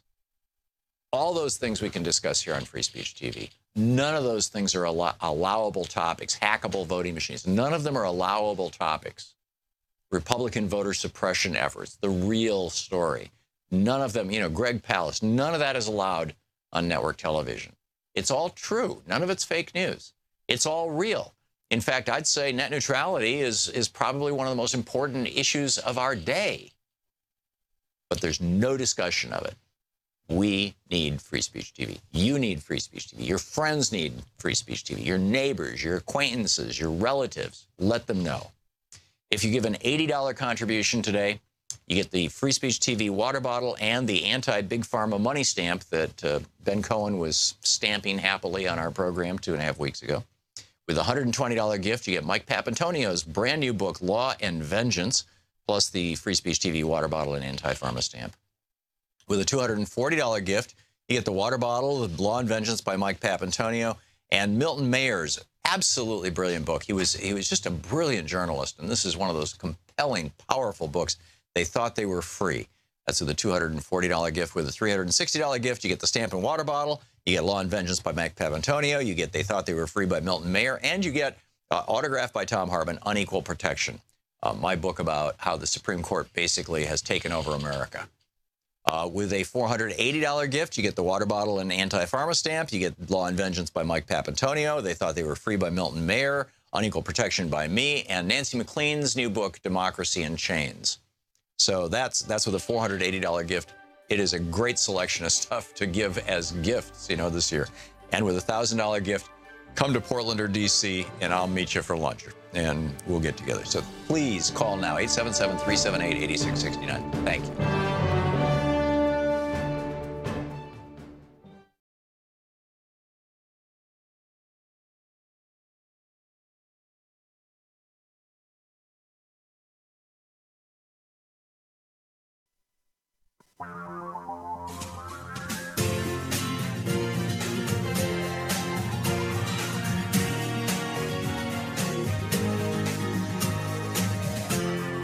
This is the Thom Hartmann Program. Welcome back. Thom Hartmann here with you. And in the studio with me is Charles Sauer, libertarian economist and president of the Market Institute, marketinstitute.org. You could tweet him at Charles Sauer, S-A-U-E-R. And Charles, welcome back to the program. Thanks for having me. So John Thune has what he thinks is a brilliant idea. The Republican from, North or South Dakota? North Dakota. I always mix up my Dakotas, Anyhow, John Thune wants to change the rules to become a commercial airline pilot. Right now you have to have, as I recall, 100 hours to become a private pilot, 200 hours to get instrument rated. There's all these different, a couple hundred hours for multi-engine rating. But for commercial, it's 1,500 hours. And that's actually time in an airplane.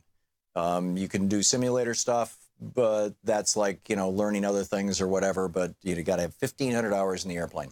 And the airlines are saying, okay, we've been treating our pilots like crap for the last 30 years, ever since Carl Icahn started that whole thing with TWA back in the day when Reagan made it possible to steal people's pensions.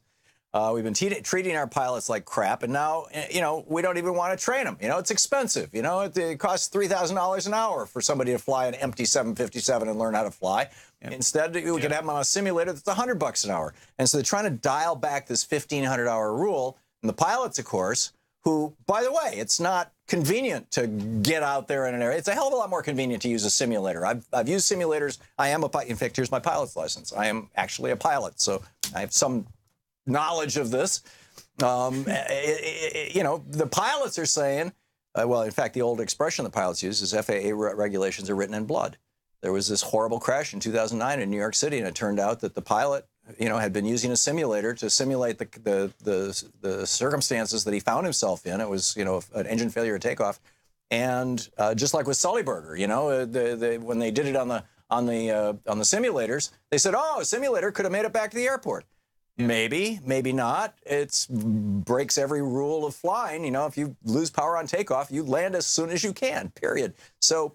Anyhow, I'm doing a soliloquy here, and you're sitting here looking at me. I'm sitting here listening, and that's partially because for being a progressive, that's a really regressive way to look at policies and technology, and to think the only way that we can get training is for a pilot to go up and sit in a cockpit. I mean, look, part of the nation's founding was almost stopped because of an apprenticeship like what you're talking about. You're talking about locking pilots into an apprenticeship where they have to be forced to sit in the second chair and watch somebody else fly while they're being paid under market wages to sit in that chair. So, yeah, the unions... No, a lot of that second chair stuff is recertification and maintaining certification and things like that.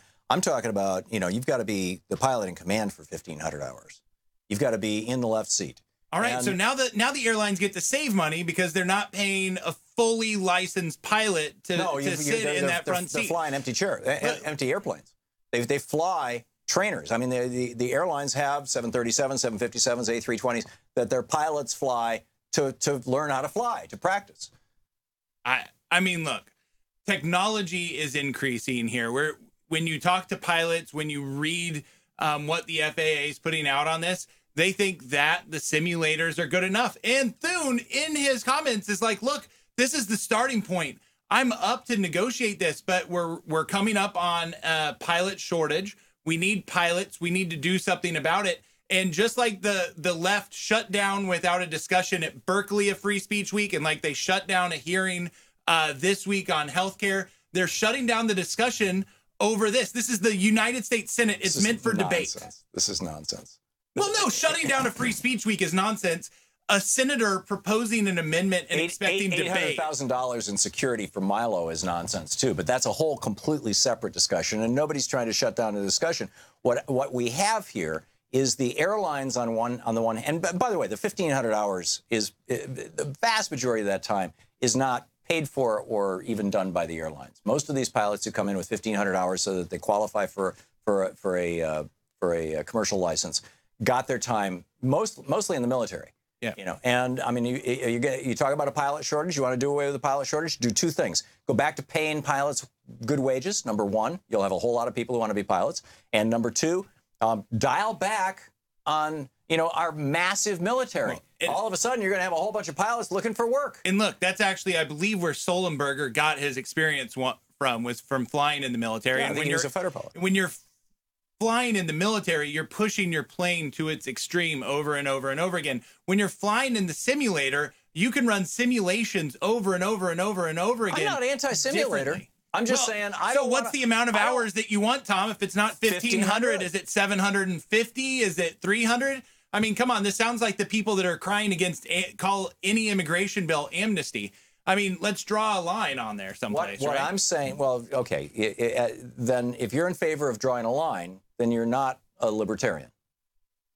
I would like to privatize this so that Wouldn't the libertarian position be the airline gets to decide who's going to fly the planes, period. The airlines get to come up with their own standards and their own rules, period. And, if you don't like the fact that American Airlines has a plane fall out of the sky every week because they're hiring people fresh out of Donald Trump University Pilot School, whereas United Airlines hasn't had a crash in 2 years because they actually hire pilots who've had 1,500 hours or more, then fly United. I mean, that's the libertarian answer. That is the libertarian answer. Why am I not hearing that from you? Well, because, look, we are dealing with a world that is closer to yours than it is mine.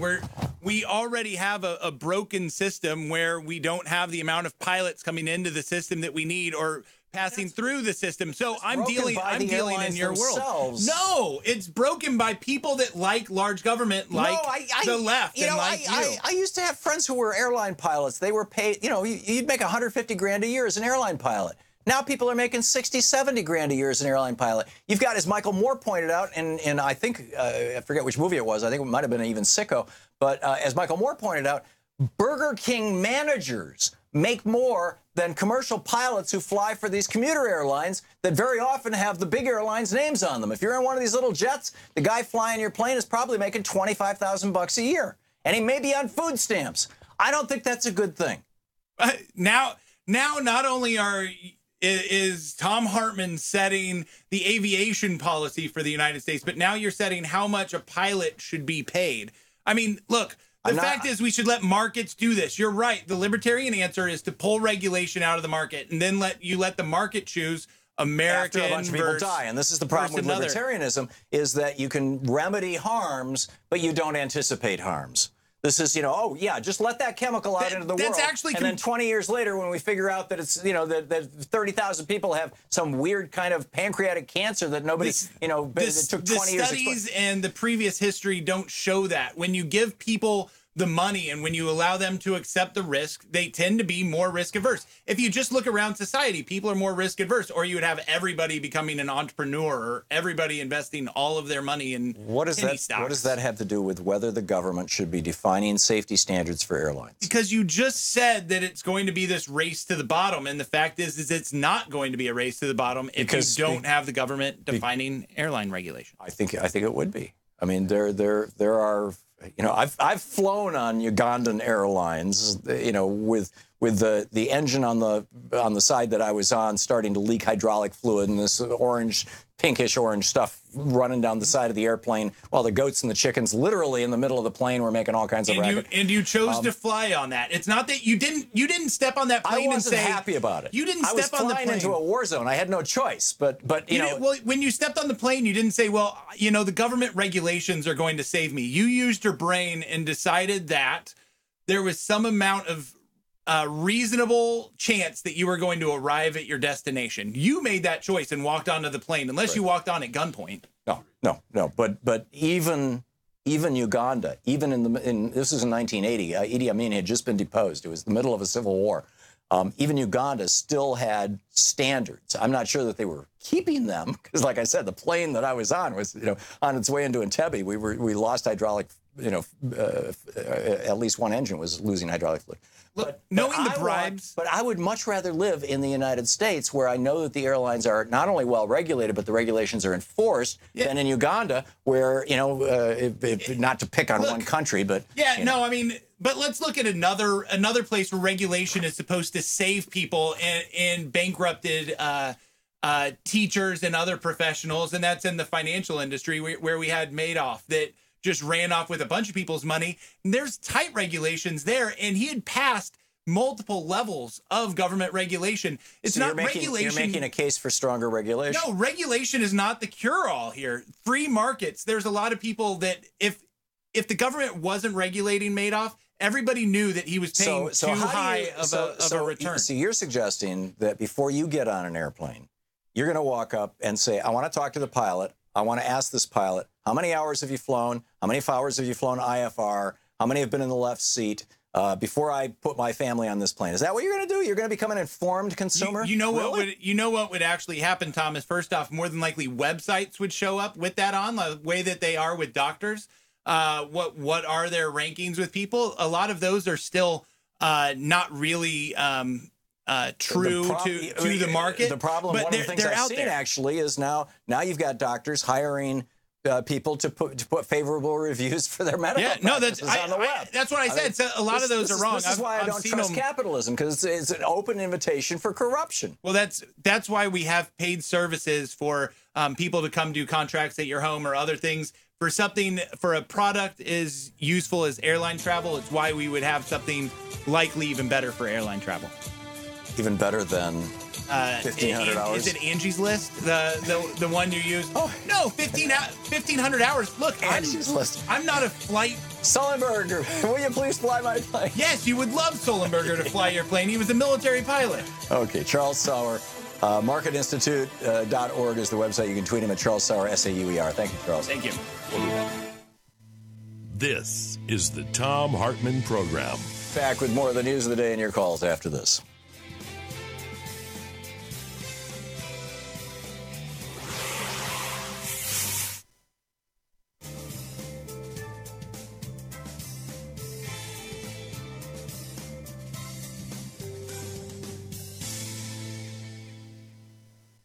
And welcome back. Wow, no Free Speech TV callers on the board. Mark in San Francisco, watching at ThomHartmann.com. Hey, Mark, what's on your mind today? Oh, not much, Tom. I missed your breakdown of the tax plan, but I did see that it cost $5 trillion. Yes. $5 trillion not paid for, and you know as well as I do that this policy is not going to create jobs or do anything to stimulate the economy. So $5 trillion to the middle class and poor in the long run is going to be a devastating effect unless we scream bloody murder and say we're not going to put up with it.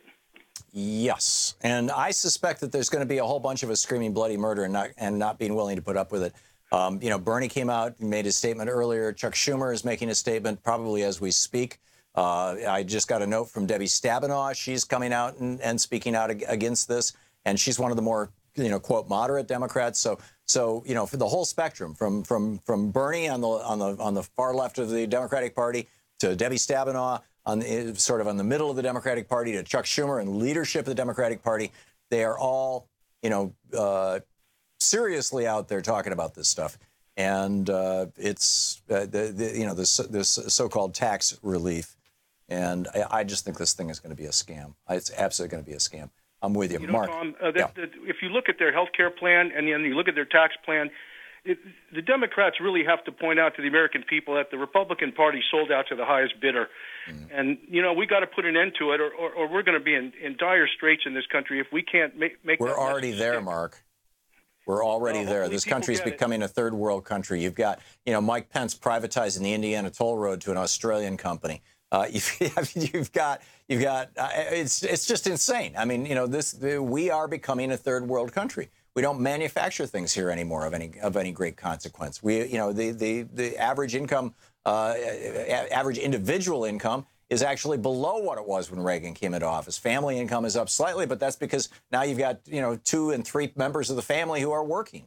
It's we are already there. Reaganism has gutted our country, and people know it. That's why they voted for Donald Trump and for Bernie Sanders. Why they said, I want something other than the norm, like that. People are like, it's time for this system is broken. And Trump's so-called tax plan, or the Republican so-called tax plan, or maybe you could call it the Goldman Sachs tax plan, because it's coming out of Gary Cohn and Steve Mnuchin, the former heads of Goldman Sachs, is not going to benefit anybody, as far as I can tell. And in fact, I think it's going to hurt the economy, just like giant tax cuts have always hurt the economy. They destroyed Kansas. We had the biggest stock market crash since 1929 after Reagan did it in the 80s. Bush did a giant tax cut, and what did it do? It just drove up the deficit, and on it goes. So it's some pretty awful stuff there, Mark. Well, we just got to fight back, Tom. That's all we can do. Yeah, I agree. And fighting back is part information and part activism. Informing yourself and informing other people around you. Mark, thank you for the call. And just letting people know, this is what's going on. There's something, seriously wrong with this so-called tax plan, and there are actually a whole bunch of it. We'll get into that as time goes on. Anyhow, we'll be right back. Stick around.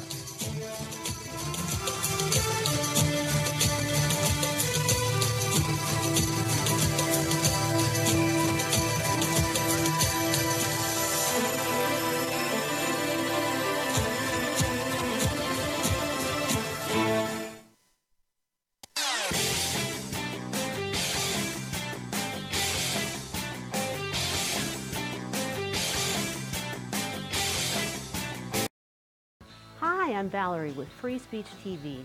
We're proud to provide you with independent, unfiltered news and documentaries. And as our valued viewer, you can help us continue bringing Free Speech TV well into the future. Join our Pearly Gate Rebels, our planned giving program. Your gift of any size will help ensure democracy endures through an informed citizenry. You can donate property, money, or assets. It's easy. My spouse and I are proud Pearly Gate Rebels. We're doing our part to ensure that Free Speech TV will be here to deliver thought-provoking news and information well into the future. Join us.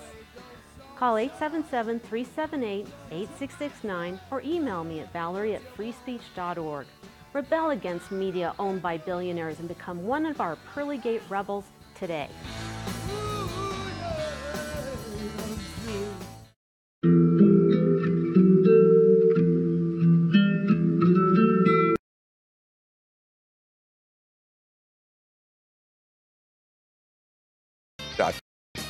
Welcome back. Thom Hartmann here with you, and Jackie in Minneapolis. Hey, Jackie, what's on your mind today? Yeah, when your last guest on the simulators, part of the investigation of the 3 catastrophic collisions we had with our ships recently, one of the things they said was most likely it was due to poor training because they were training on simulators, not actual hands-on training in the ships. Oh, my goodness. I'm a truck driver. I train on a simulator truck. It has no relevance to actual driving a truck. Yeah. And they found the same thing with the ships. Simulator has absolutely no relevance to actual. Yeah, it teaches you basically, my experience with a simulator, which was more fun than training. I mean, it was just but because it was a jet simulator and I'm not jet certified and wasn't trying to get there. But it's that, it teaches you where the instruments are. And it teaches you what normal looks like, and of course abnormal. I mean, you can program them for all sorts of wild stuff, but it is not flying an airplane. It's not. It's flying a simulator. You're still sitting on the ground, and you have this feeling that the stakes are just not as terrible as they would be if you were actually flying. I mean, nothing like going into a stall spin in an actual airplane as opposed to a simulator. To get the adrenaline going. Jackie, excellent point. Thanks for calling and sharing that with us. Heather in Las Vegas. Hey, Heather, what's up? Hi. I actually want to follow up on the simulator versus airplane. I have a son that goes to, out here, they're magnet academies, but we're used to kind of the trade schools back in Michigan, where it is a high school for aviation and medical, and he's in the aviation program. And so starting at 14-year-old kids, boys and girls, will tell you that they would rather be in the plane than a simulator because it's basically a video game to them. Yeah. It teaches them the fundamentals, but as part of the school, we pay as the parents for him to go do his flight hours because he has to have his private license by the time he graduates high school. Wow, and that's great. Great plan, but then we're already in the stages of, okay, now what about college? Now what about this? Where do you want to go? And they need the time, they need the hours, because that's another discussion. He hasn't flown in probably 2 months, and we don't want him to do his solo without some more actual plane hours, which adds up very fast. But there needs to be more magnet academies throughout the country. I mean, and trade schools, because teaching them in high school sets them up for what do you want to do the rest of your life. So. Yeah. And it's a shame that the airlines that are paying pilots so poorly now. There's still some legacy pilots who are getting the old pay scale on some of the bigger airlines, but the idea that the guy flying your plane is making less than a Burger King manager, that's a little spooky. And they're making less than how much it even costs to get the private pilot's license. Right. I mean, we're gonna, by the time we're done, we're spending almost $20,000 between him and his holy cow dad for the hours, and he gets a discount. So wow, that's amazing.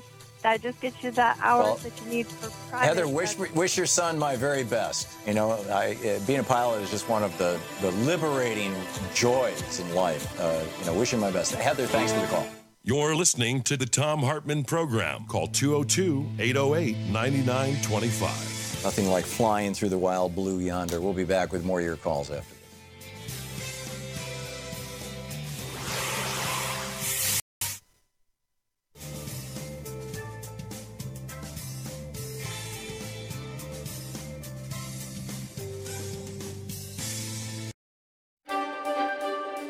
Free Speech TV needs you. To paraphrase the old World War II recruiting poster. Seriously, we have hit now so far in 2.5 weeks, $74,000 is how much we've brought in of the $150,000 that was our goal, of the $300,000 that is the overall goal for daytime fundraising here for Free Speech TV. And so we're way behind.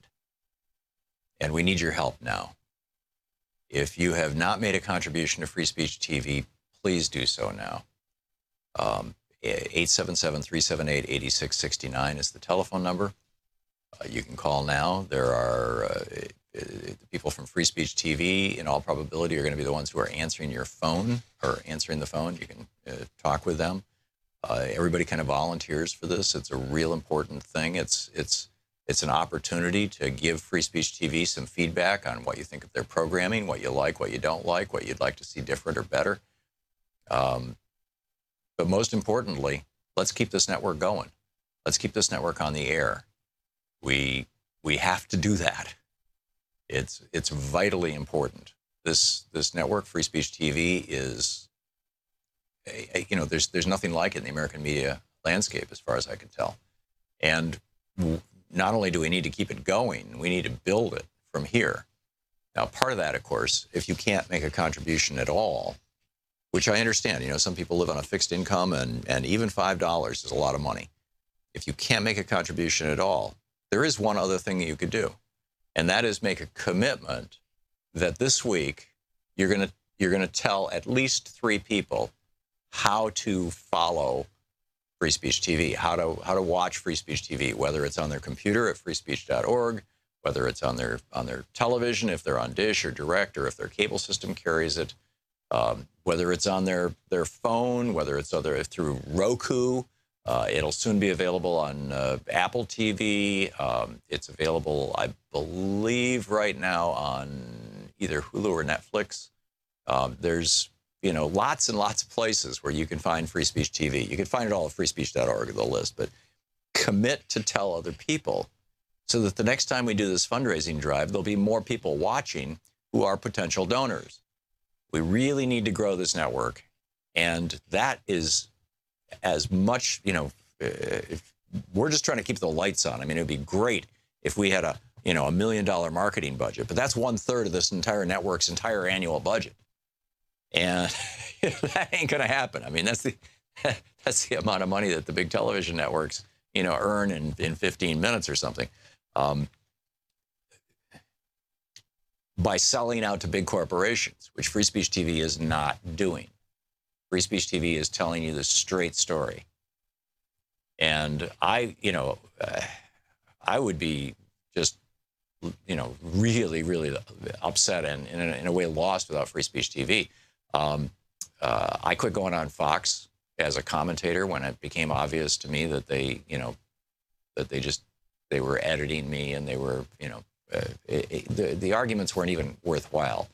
And you know, I pretty much quit going on MSNBC and CNN too. It's like, why bother? I'm not going to be allowed to talk about net neutrality. I'm not going to be allowed to talk about corporate mergers. I'm not going to be able to talk about, you know, the rich destroying America. I'm not going to be able to talk about the state of capitalism, the monopoly nature of American business. All those things we can discuss here on Free Speech TV. None of those things are allowable topics. Hackable voting machines. None of them are allowable topics. Republican voter suppression efforts, the real story. None of them, you know, Greg Palast, none of that is allowed on network television. It's all true. None of it's fake news. It's all real. In fact, I'd say net neutrality is probably one of the most important issues of our day. But there's no discussion of it. We need Free Speech TV. You need Free Speech TV. Your friends need Free Speech TV. Your neighbors, your acquaintances, your relatives, let them know. If you give an $80 contribution today, you get the Free Speech TV water bottle and the anti-Big Pharma money stamp that Ben Cohen was stamping happily on our program 2.5 weeks ago. With a $120 gift, you get Mike Papantonio's brand new book, Law and Vengeance, plus the Free Speech TV water bottle and anti-pharma stamp. With a $240 gift, you get the water bottle, The Law and Vengeance by Mike Papantonio, and Milton Mayer's absolutely brilliant book. He was just a brilliant journalist, and this is one of those compelling, powerful books. They thought they were free. That's with a $240 gift. With a $360 gift, you get the stamp and water bottle. You get Law and Vengeance by Mike Papantonio. You get They Thought They Were Free by Milton Mayer. And you get autographed by Thom Hartmann, Unequal Protection, my book about how the Supreme Court basically has taken over America. With a $480 gift, you get the water bottle and anti-pharma stamp. You get Law and Vengeance by Mike Papantonio. They Thought They Were Free by Milton Mayer. Unequal Protection by me. And Nancy McLean's new book, Democracy in Chains. So that's with a $480 gift. It is a great selection of stuff to give as gifts, this year. And with a $1,000 gift, come to Portland or D.C., and I'll meet you for lunch, and we'll get together. So please call now, 877-378-8669. Thank you.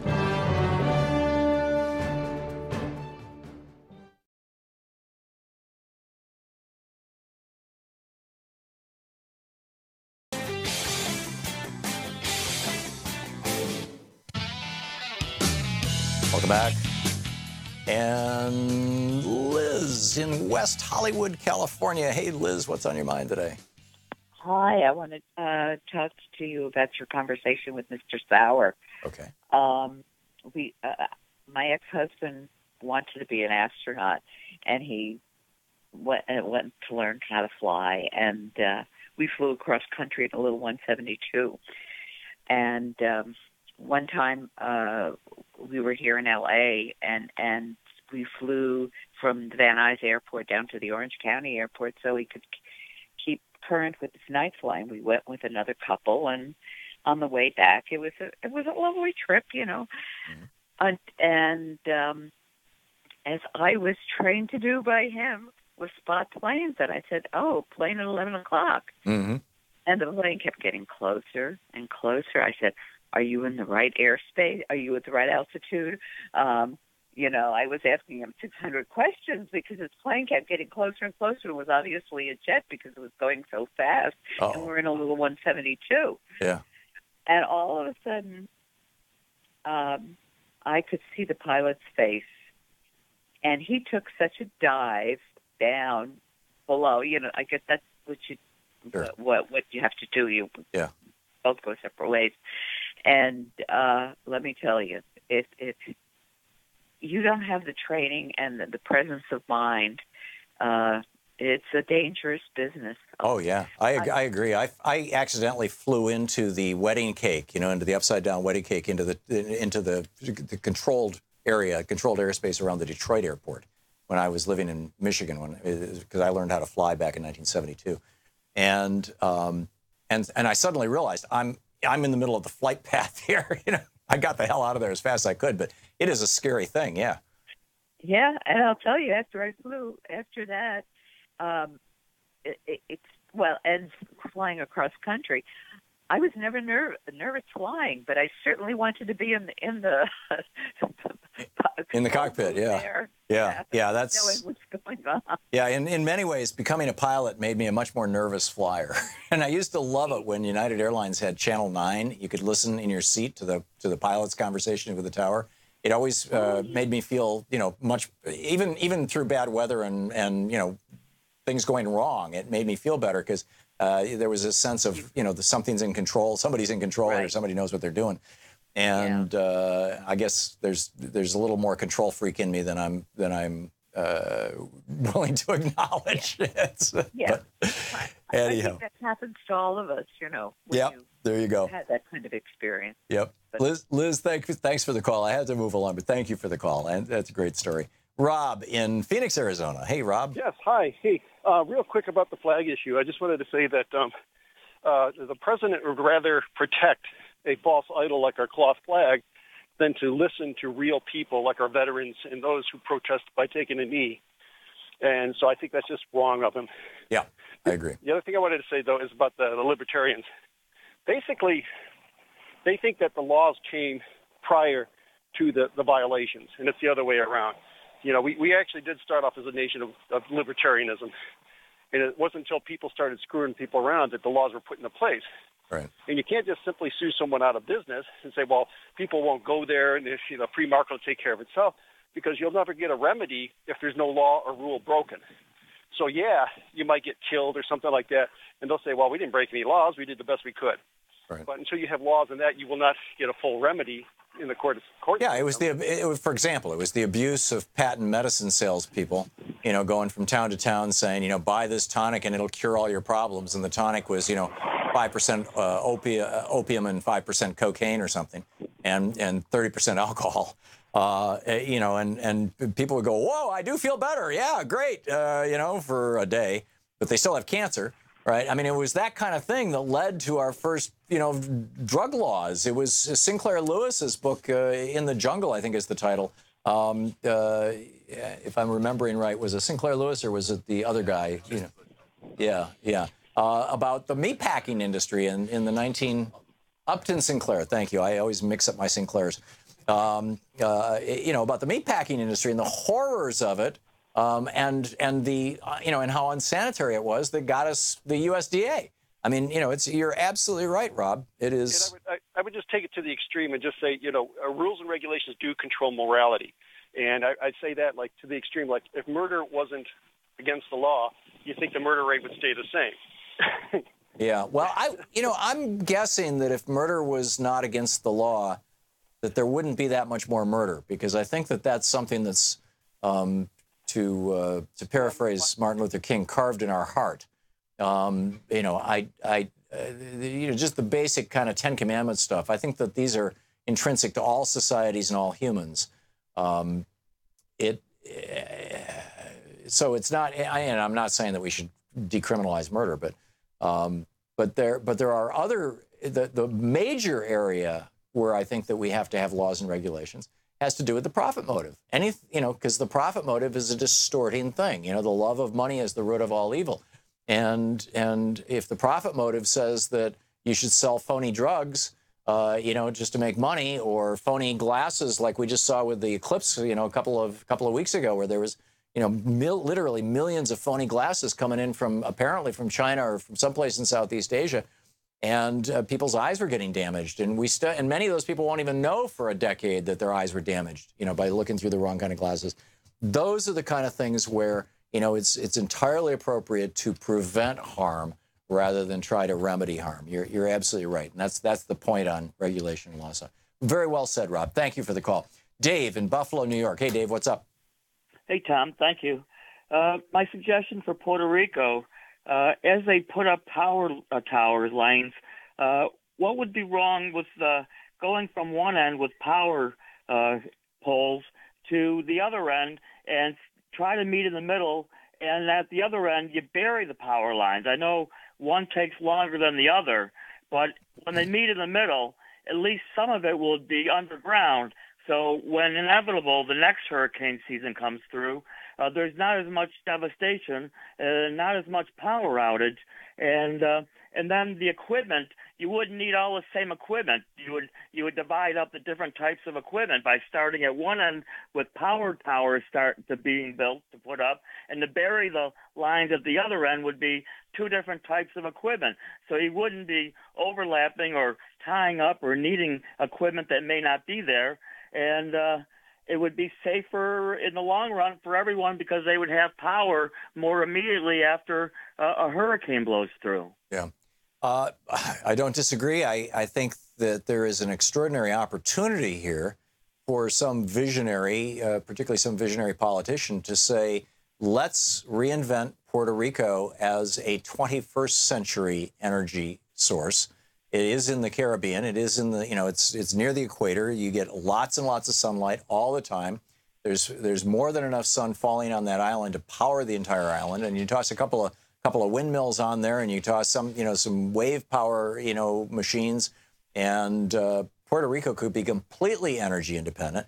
And the thing that will stop that from happening is the politicians who right now are pushing to privatize the state-run, and fossil fuel-based power system.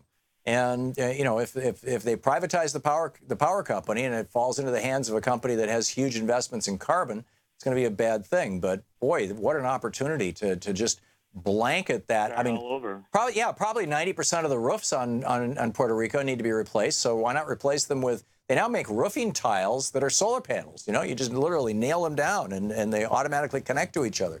You could, and you're going to put transmission lines. You can put, windmills on top of that. I mean, there's lots and lots of opportunity down there. It's just, I'm not hearing anything visionary coming out of this administration, tragically, about what could be done. It's really a shame. Dave, thanks for the call. Well said. Don in Jackson, Michigan. Hey, Don, what's up? Don in Jackson, Michigan? Okay, let's try Michael in Bronx, New York. Hey, Michael, what's up?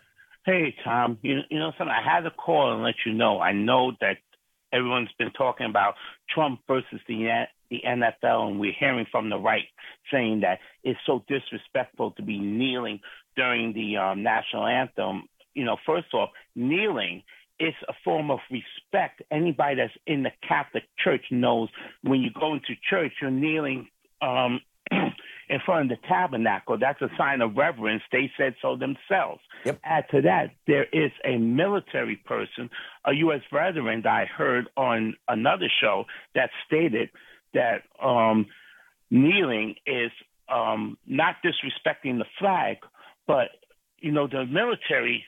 Now, let me backtrack. These same right-wingers, they don't want to talk about when the white nationalists and the KKKs have a history of tearing up the flag, burning the flag, spitting on the flag. That's disrespectful right there. Yeah, or flying the Confederate flag, which is the flag of a traitorous group that tried to overthrow this nation. That's true, too. And then in terms of respecting the military, I know of two military people, my father and my grandfather, rest his soul, that had to endure racial slurs because of the color of their skin. And yes, everyone, I am an African-American, but despite their military status, they were still treated like crap. No one wants to talk about that. No one wants to talk about how my grandfather was spat upon by the same KKKs and white nationalists. So right-wingers, don't you dare tell me or anybody on respecting the flag or respecting the military when you've used the military. You even screw them out of proper health care, proper housing, proper employment upon coming back, but you always wanted other support the troops, to use them for your own political propaganda. And the only reason why the kneeling is occurring is for the same reasons that I spoke on. They're just raising awareness, and you guys on the right don't like people speaking up. You just want to shut everybody down. I bet you wouldn't be throwing a hissy fit if somebody on the right was kneeling during the national anthem, claiming that they don't get enough white privilege. Yep. Michael, well said. We'll be back. Thank you for the call. You're listening to Thom Hartmann. Visit thomhartmann.com for audio and video archives. Back with more of your calls, my thoughts, and the news of the day right after this.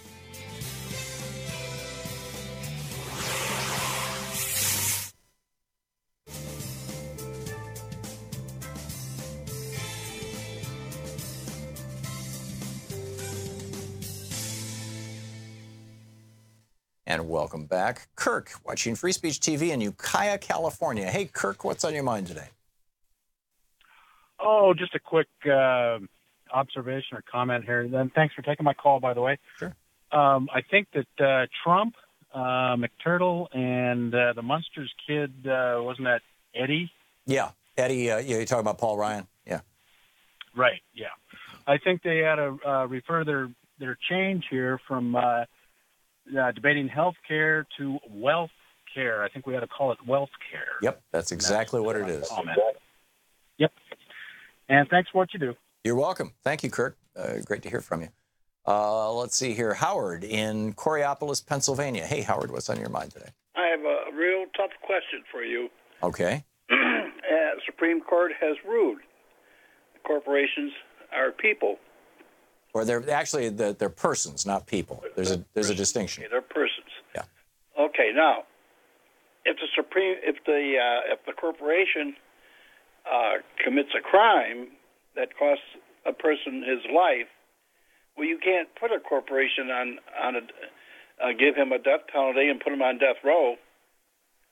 And if I'm in my prison cell on death row, why can't I ask my attorney that I have a legal right to challenge that law? Right. You're going to execute me, and you can't execute a corporation. And that's my question. We used to have a corporate death penalty in the United States. It's still at law in all 50 states. But it used to be, prior to the 1890s, every state's Secretary of State every year had to examine the records of every corporation that was chartered by the state and certify that each of those corporations was operating first and foremost in the best interests of the citizens of the state. And on average, up until the 1890s, on average, about 2,000 corporations a year were shut down by states for not acting in the best interests of the citizens of the state. Now, that all changed in the late 1880s, early 1890s. I forget the exact year. There's a whole chapter about this in a book I wrote called Unequal Protection. That all changed when John D. Rockefeller was sued by the state of Ohio. At the time, he was living in Ohio. He had started the Standard Oil Trust. He brought together, as my recollection is, it was either 28 or 34 different companies that he was pulling together. He was cutting deals with the railroads to charge more to transport his kerosene and his raw oil for his competitors than for him. He was doing all this, trust activity, basically. And Ohio decided that they were going to enforce their antitrust laws. And they said to John Rockefeller, you can't do that here. And so basically Rockefeller said, okay, what state is willing to change their laws to allow me to conduct business the way that I'm trying to conduct business right now, which is illegal in Ohio? And a half a dozen states in the East Coast got into a competition to try to attract John Rockefeller's Standard Oil to their state. New York, New Jersey, Rhode Island, let's see, there was a couple of others, in Connecticut. It ended up that I think it was Rhode Island. No, it's Delaware. Delaware was the one that ended up more than half of all the corporations on the New York Stock Exchange, are now Delaware corporations. They ended up with the lowest standards, although Standard Oil moved to New Jersey, which had also radically lowered its standards, and Rockefeller with it. But that's when it all changed, Howard. That's when we stopped prosecuting corporations. And we need to go back to doing it. I'm with you. Thanks for the call.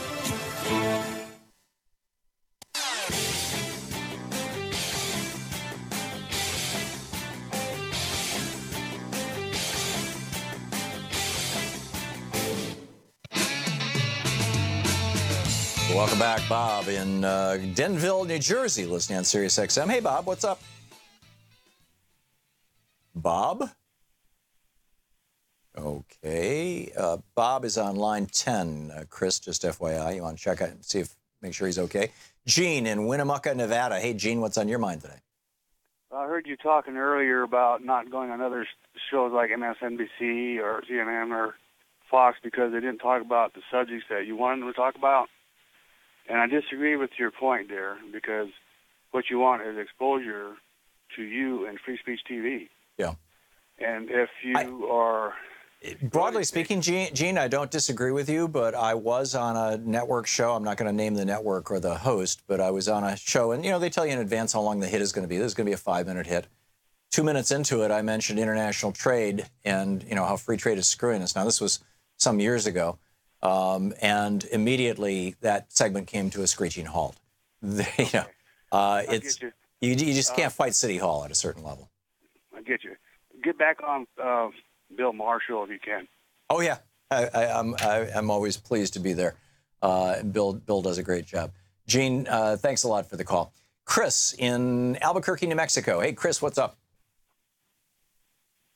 Chris in Albuquerque, watching Free Speech TV. Okay, I'm going to put Chris on hold. Chris is on line 1. Chris, Jury in California, watching Free Speech TV. Hey, Jury, what's up? Hi, Tom. Great show. It's like a think tank for the left you have going there. Thank you. I'd like to talk about the income inequality you were mentioning. We could solve this at the state level through ballot initiative by making it illegal to own more, a certain amount of wealth, maybe tied to the minimum wage or something. I mean, people have a lot of power. I do a lot of work with direct action, and I've noticed the most effective political action locally has been the ballot initiative signatures, getting valid signatures rather than waving signs or marching or sit-ins. This has been very, very, it works great. And we could do that if we organize hierarchically. Right. And so what specific ballot initiative would you argue for the state of California would help deal with income inequality or wealth inequality? Well, first of all, there's already hunting and fishing licenses that limit the amount of resources you can take. You can do the same thing with land. You could put a 90% tax on any land over a certain amount, or even the mineral rights that you go after the oil companies on that one. Mm-hmm. That's interesting. Yeah. And here's a way, like the organization. Basically, I see very poor organization on the left. The Democratic Party is going to screw anybody that tries. We could infiltrate it, but it'd take 40 years. We only have till 2030. I don't think it's going to take 40 years. I think it's halfway done right now. Well, it's good. It's worth doing for sure, but we need to push on all fronts because the methane problem is going to accelerate global warming much faster. That we don't need to clean the air. I mean, we don't need to stop emissions. We need to clean the air of methane, or maybe even burn it, because it's 20 times worse than carbon dioxide, and it's going to be 3 times the amount that comes out of the Arctic. We have to deal with that. That is the major priority for the whole planet. Oh, I agree. I mean, it's a ticking time bomb. I'm totally with you. Jury, got to move along, but thank you for the call. Very well said. Tommy in Patterson, Louisiana. Hey, Tommy, what's on your mind today? I just wanted to comment about the kneeling at the NFL football games. Mm-hmm. I'm a veteran myself, and I don't see any problem with those guys kneeling in protest. You know, that's what democracy's all about. I feel like anybody at the White House stepping in on this, they're overstepping their bounds. You know, I think what Trump is trying to do is change the subject. I think, you know, when policy stuff doesn't go his way, you know, he's trying to take health care away from people. You know, it's very unpopular. He's trying to cut taxes on billionaires. That's very unpopular. You got Tom Price in there, you know, flying around on private jets. You got Scott Pruitt, you know, building his secret soundproof $25,000 phone booth so that he can call his oil billionaire friends and not have any record of it. You've got Ryan Zinke in there trying to you know, privatize our public lands and destroy our national parks. This is not stuff that Trump wants in the news. So if he can yell about some, you know, about a group of by and large black guys protesting, you know, police violence against black people, and he can change it into some sort of patriotic thing that white people should be upset about, then hey, no downside to him. Right? It just seems to me like he's just trying to flip the topic. But I'm with you, Tommy. Thank you for serving your country, and you know, spot on. Yeah, this is free speech. Thank you for the call, Susan in Navarra, Florida. Hey, Susan, what's up? Hi, Tom. Nice to talk to you. I just called to make a pledge, and I asked to get through to you, and I can't believe I did. But anyhow, I'll be quick. I was listening to Stephanie earlier today. And by the way, I want one of those T-shirts that says "Not My President." But a caller called in about Trump owing $33 million in back taxes for a golf course in Puerto Rico. Yeah, he doesn't owe it. He bailed on it. And he didn't actually own the golf course. He had a licensing agreement with them, so it technically wasn't his debt. But it was the Trump International Hotel and Casino golf course, whatever it was, there in Puerto Rico.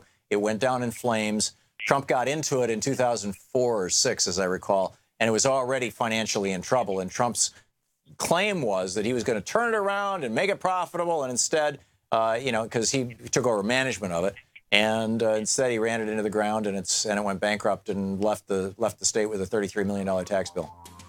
So he had his fingers in it, and he always backs out on stuff like that because he can keep people tied up in legal fees for years. But I'm wondering, you know, the Wall Street Journal, the New York Times, and, you know, I watch CNN. That's the best I can do, except for your program, which is the greatest. But I think, why doesn't that kind of information get out on even... It's a damn good question. Susan, we're out of time, but it's a damn good question. I don't have an answer for you. I'm sorry. It's a very good question. Thanks so much for being with us today. And don't forget, democracy is not a spectator sport. It requires you. Get out there, get active, tag. You're it. Become a precinct committee person. We'll see you tomorrow.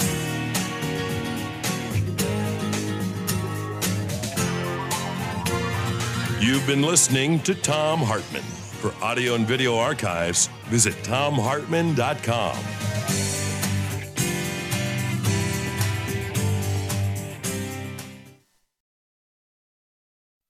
The Thom Hartmann Program is brought to you in part by the Aiden Forecast, an investment newsletter with weekly updates of leading market indicators and a monthly deep dive into what the details of the economy and the markets mean for investors and retirees. On the web at aidenmarkets.com. Wines have some of the highest pesticide levels in our food chain. This hour brought to you by ecowine.com. Pesticide-free wines, organic wines, imported from France by the Organic Wine Company, ecowine.com. Hartmann Program is brought to you in part by Super Beets. Super Beets are sourced from non-GMO beets, and they're packed with dietary nitrates. helping to produce nitric oxide for more energy, stamina, and support for healthy blood pressure levels naturally. For more information, call 800-223-8242 or visit tomsbeats.com.